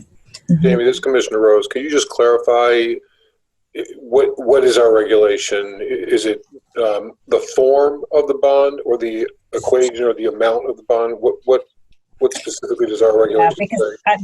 Thank you, Commissioner Rose, because I think it was really not the equation so much as the form of the bond, and what I very, very vaguely remember a conversation, and it my recollection was that the form that the bond is set in was guidance or a rule from the town. So it used to be that the regulation stated the bond is to be in the form of cash, check, or certified check payable to the town of Branford. And it got modified back in 2017 to state the bond is to be in the form of check, cash, or certified check payable to the town of Branford. It goes on to say such funds will be deposited in escrow subaccount. Unused funds will be returned upon completion of the work for which the bond was submitted. And then in 2017, the commission added for bonds over $10,000, the Inland Wetlands and Watercourses Agency may approve a surety bond for no more than 50% of the bond amount. So I think that's kind of what we're being asked to address. And I think what you're asking about as far as the form of the bond, as far as when the commission does accept a surety bond, we have town council review it to make sure that the form is adequate to make sure that the bond, to help ensure that the bond covers and properly incorporates the town, so that it will be in place when the commission needs it. Right. So the case in point is the bond that we have already submitted for 434 that was reviewed by you and I assume town council. And, that was considered approvable and it was approved. So I understand that there's bonds and then there's bonds. You have to make sure that you've got the proper bond and the proper protection. But like I say, we bond projects frequently, in our business, and we have good relations with CNA bonding companies, so that's never a problem for us. It never has been. No, it was just a question if we could get more of the cash requirement done in surety bond, that would really be a big help, as one of the options there. And Jamie, this is Commissioner Rose. You said you reached out to town council. Jamie Frederick and the wetland agent. I did, in part because I do know that the commission has discussed revising this fee, and I thought it might be good to start that kind of conversation. But also, I know that there's kind of a time-sensitive request portion to this request. So I did reach out. I've not heard back. But like I said, I can't remember if I emailed them yesterday or today. So that would be very, very quick turnaround. I think I got the letter yesterday. Yeah, this is Commissioner Boda. I feel like the couple of things that it would be good to check in with the town attorney if we could, and if we could, why we would or should not move more of the percentage to an surety bond. I think that would be helpful information for the commission if we could. What's the mechanism that would enable us to do that, empower us to do that. And if the town attorney would advise us to or to not do that, and what the rationale would be. I would add one other question to that, Commissioner Boda, is whether the town council or town attorney can decide to accept a cash equivalent. So they don't have a problem doing a surety, but our regulation says 50% has to be in cash, because only 50% can be surety. But if an LOC could be substituted for cash as a cash equivalent, maybe that's a nominal change from the standpoint of being liquid. And that solves their problem completely. That eliminates cash out of the pocket. They probably can get an LOC for free or a point. Okay, thank you. This is Commissioner Boda. And then I think the second thing I'm wondering, and I don't remember ever doing this, but Mr. Giordano spoke about in payments, and what I'm wondering is, and maybe this is already the way that it is, but some of the bigger developments that are happening in when they happen in sections, right, in stages, that perhaps that bond only is put into place just prior to the start of that stage, as opposed to at the front of the whole work. I don't know if that even works, but I'm not sure. Maybe Mr. Giordano, you can clarify what you were thinking about with. A stage payment would certainly help, because it helps build some cash flow as it relates to the project, because one of the largest costs in starting a project are the upfront costs, because you don't even get a requisition paid until you're lucky if you get it in 45 days. But in the meantime, you have tremendous amount of upfront costs. to get a job off the ground. So some kind of a phased stage payment certainly does help, because ostensibly by then you're collecting some money from requisitions, if you will. Mm-hmm. So that's why I thought of that as well. Mm-hmm. This is Commissioner Rose. Am I correct in that the wetland work is the mitigation at the far back end of the property, and that's all of it? It's all has to do with, basically, we were creating wetland back there to replace wetland being lost elsewhere, right? So the activity of creating that wetland isn't literally connected to any of the site development. It's almost a project on its own, all the way at the back end of the property. Isn't that correct? So that certainly might be an opportunity to delay for quite a while the need for that, since that activity, it's not going to be done at the front end of the project, I would imagine. Why would you? Jamie Frederick, and the wetland agent. It's per the site plan sequence. It's proposed to be done first, and it's per the permit conditions supposed to be done first. So, sorry. I do think that there could be some room for the commission to, in the process of requiring a bond, to allow it to be phased if there's complete separation of the different portions like that. I think that it would be probably something where the commission would want to make clear to the permit holder, moving on to the next phase prior to submitting your bond may result in a violation or enforcement order or something like that, just to make sure that they don't get the ball rolling, forget that they need to submit the bond for the other piece and move on.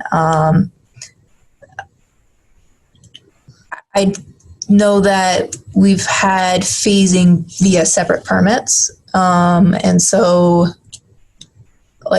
they'll start a project and then want to do something else.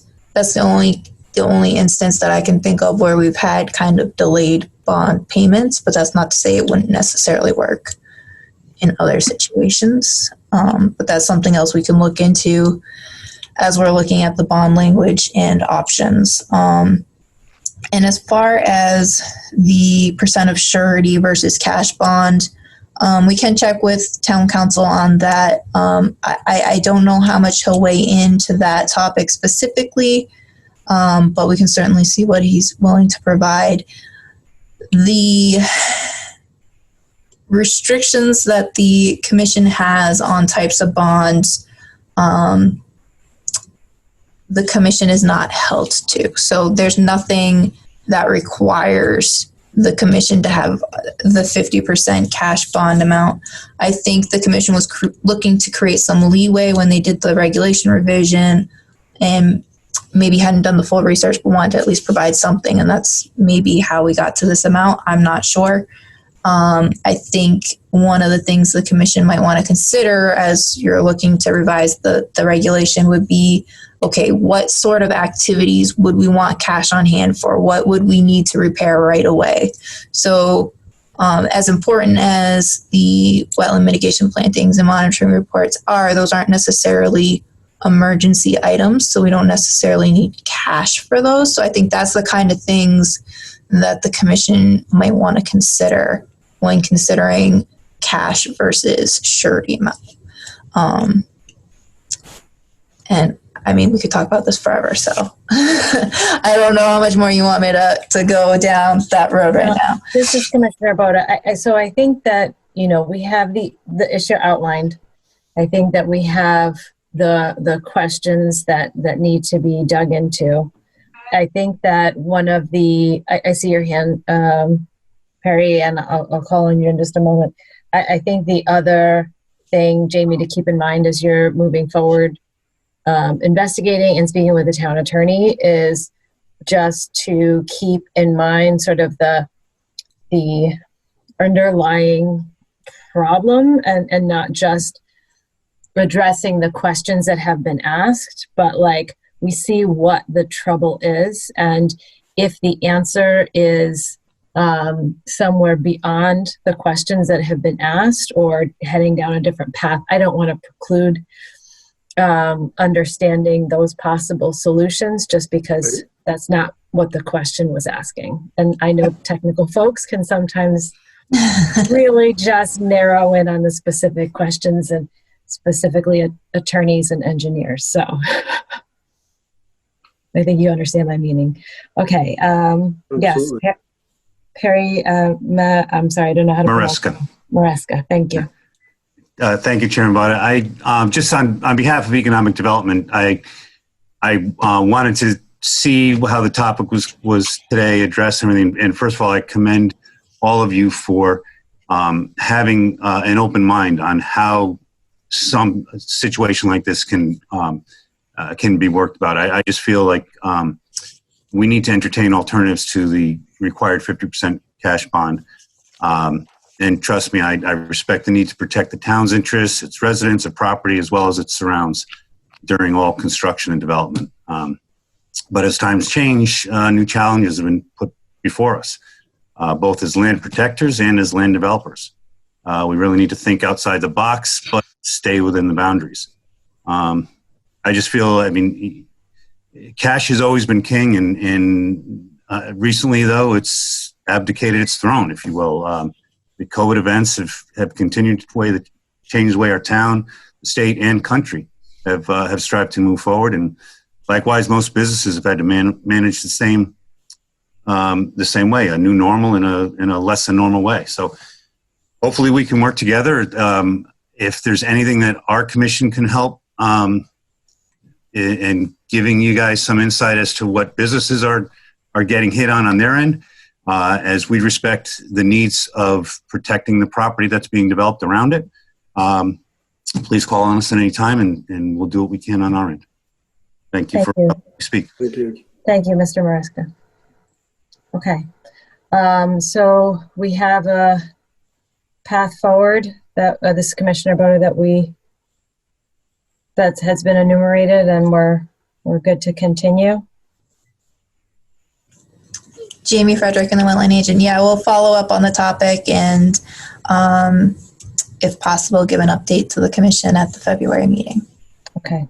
Thank you, Mr. Giordano. I think your perspective and the questions are helpful. I think not, of course, for your particular needs, but also it's helpful as we're considering our revisions, how we might enable the Commission to be flexible and practical and pragmatic while continuing to serve our mandate.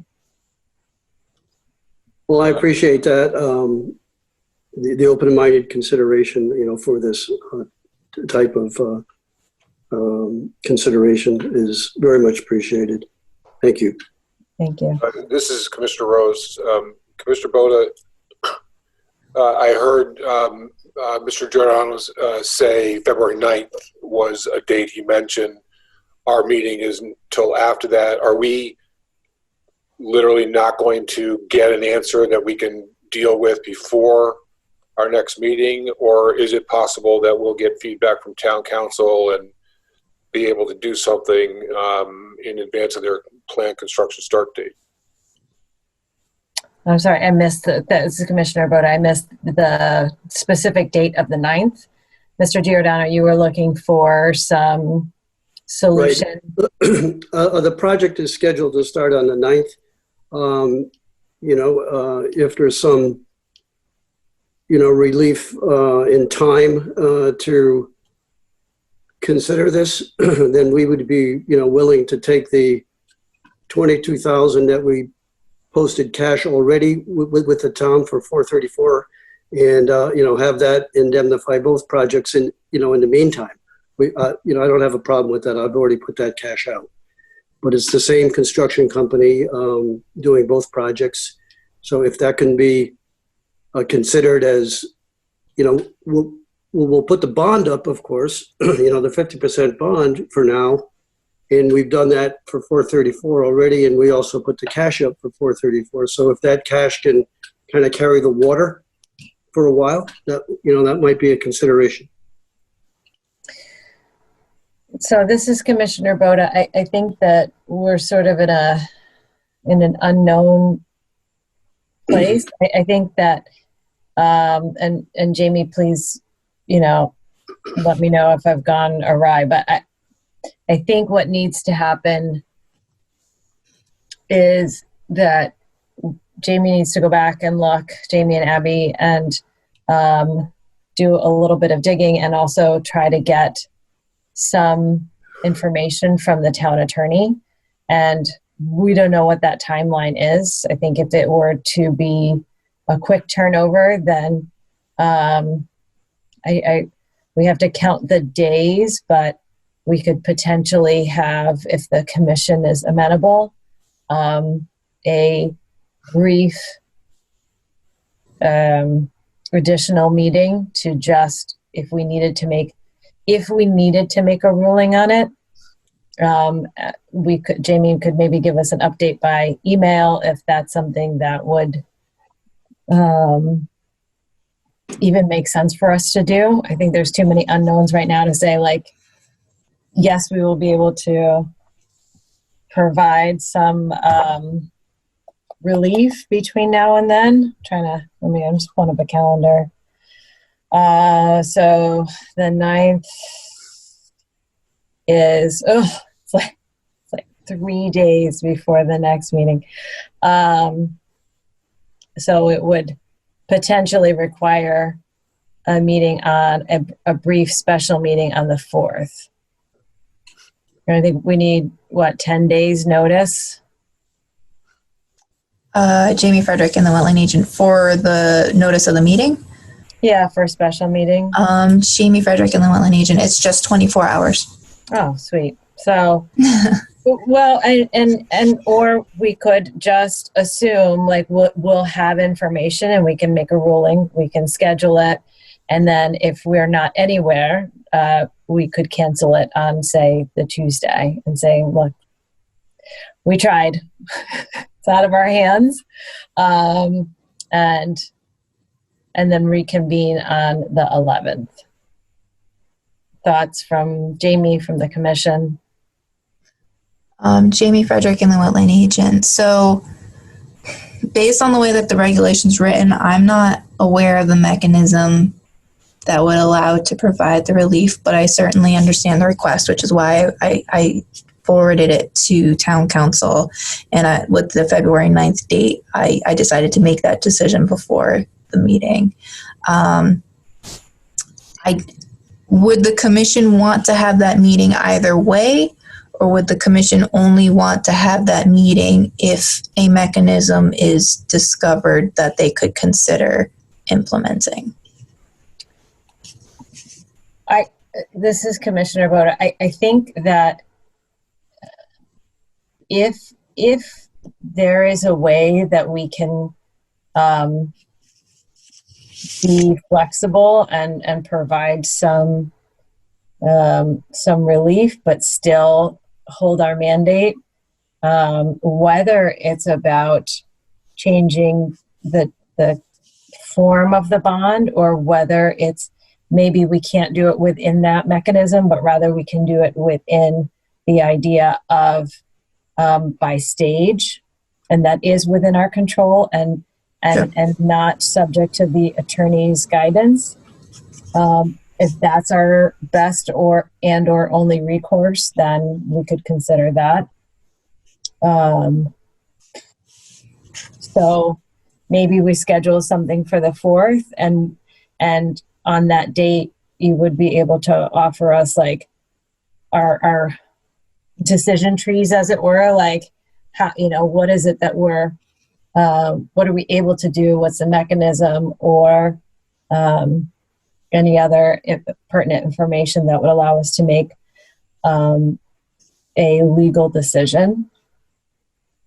Okay. Does that work? I'm promising people I don't know, it's not my promise to make. So are other commissioners amenable to ideally a brief meeting on the 4th?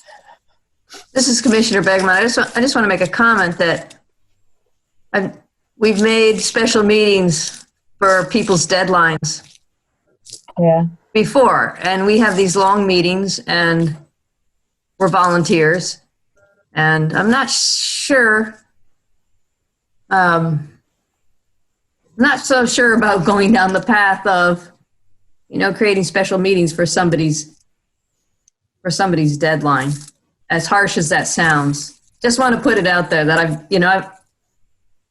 we met in December, so we're adding special meetings and time, and maybe that's what we should be doing. I don't know. Yeah, I think the simplest thing would, Commissioner Begemon, is if a line of credit is considered acceptable by the town, it would be a done deal. This is Commissioner Rose. I think if we're going to have a meeting, we're going to be discussing what is being offered up as a decision by town council. We're not going to be inventing anything. It's going to be the town council has an answer. Hopefully it's a good answer, and we're going to be there to effectively rubber stamp it, which is going to be a quick thing to accomplish. I think the key is emphasizing the cash equivalent, and it's not a line of credit, it's a letter of credit. And I think that lawyers can wordsmith their way from cash to a cash equivalency pretty quickly, I would think. And that is probably the thing to really put the emphasis on with town council is substituting a cash equivalent in the form that Mr. Giordano's offered. Then we have a cash equivalent for the amount that we set out for, and we're not having to make any global decisions. But we have added a component of flexibility to for future applications, and that's a good thing too. And this is Commissioner Boda, and I think to your first statement, and I think it's a fair one. I think the context that I would put around it is that we have gone back and forth between 1 and 2 meetings a month, and recently Jamie encouraged us to go to 2 meetings a month for these other things. And the commission and myself, I am reluctant because when we have 2 meetings that are scheduled, both get filled.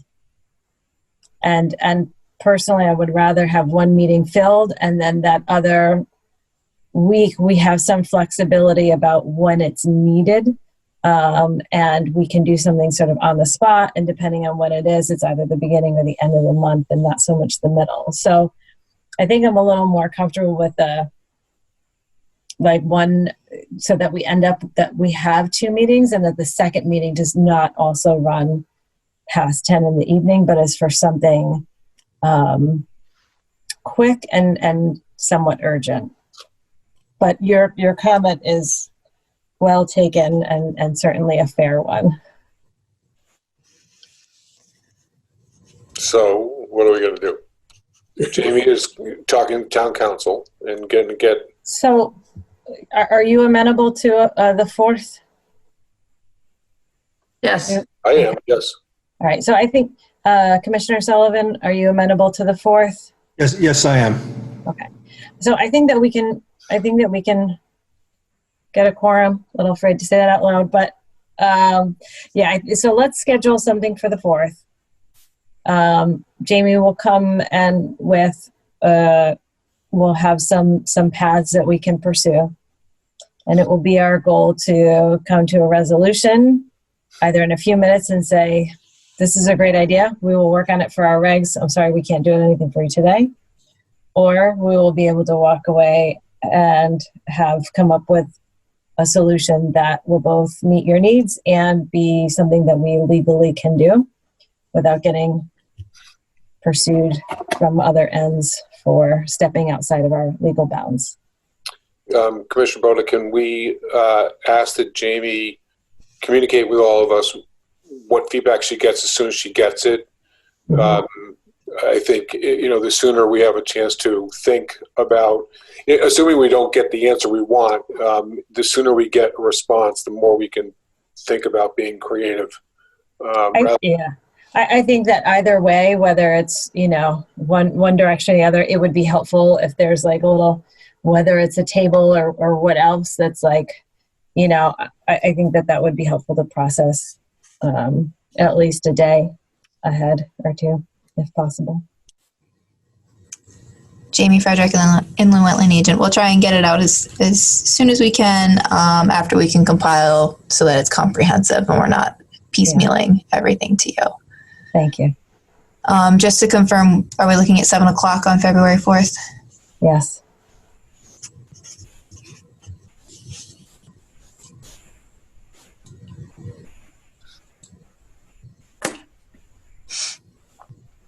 Oh, and Commissioner Kraus, I didn't ask you. Excuse me. It's Commissioner Boda. I think I'll be available the 4th. I'm not sure, though. Thank you. Okay. If there is no other business, going once, going twice. Is there a motion? Adjourn. Thank you. Commissioner Rose, motion to adjourn. Sullivan, I second that. Seconded by Commissioner Sullivan. Discussion on the motion. Hearing none. All in favor? Aye. Aye. Meeting adjourned. Have a lovely evening, everyone. Bye, all. Bye. Everyone. Have a good And night. thank you again for the consideration. You're welcome. Stay healthy. Stay safe, everybody. Thank you.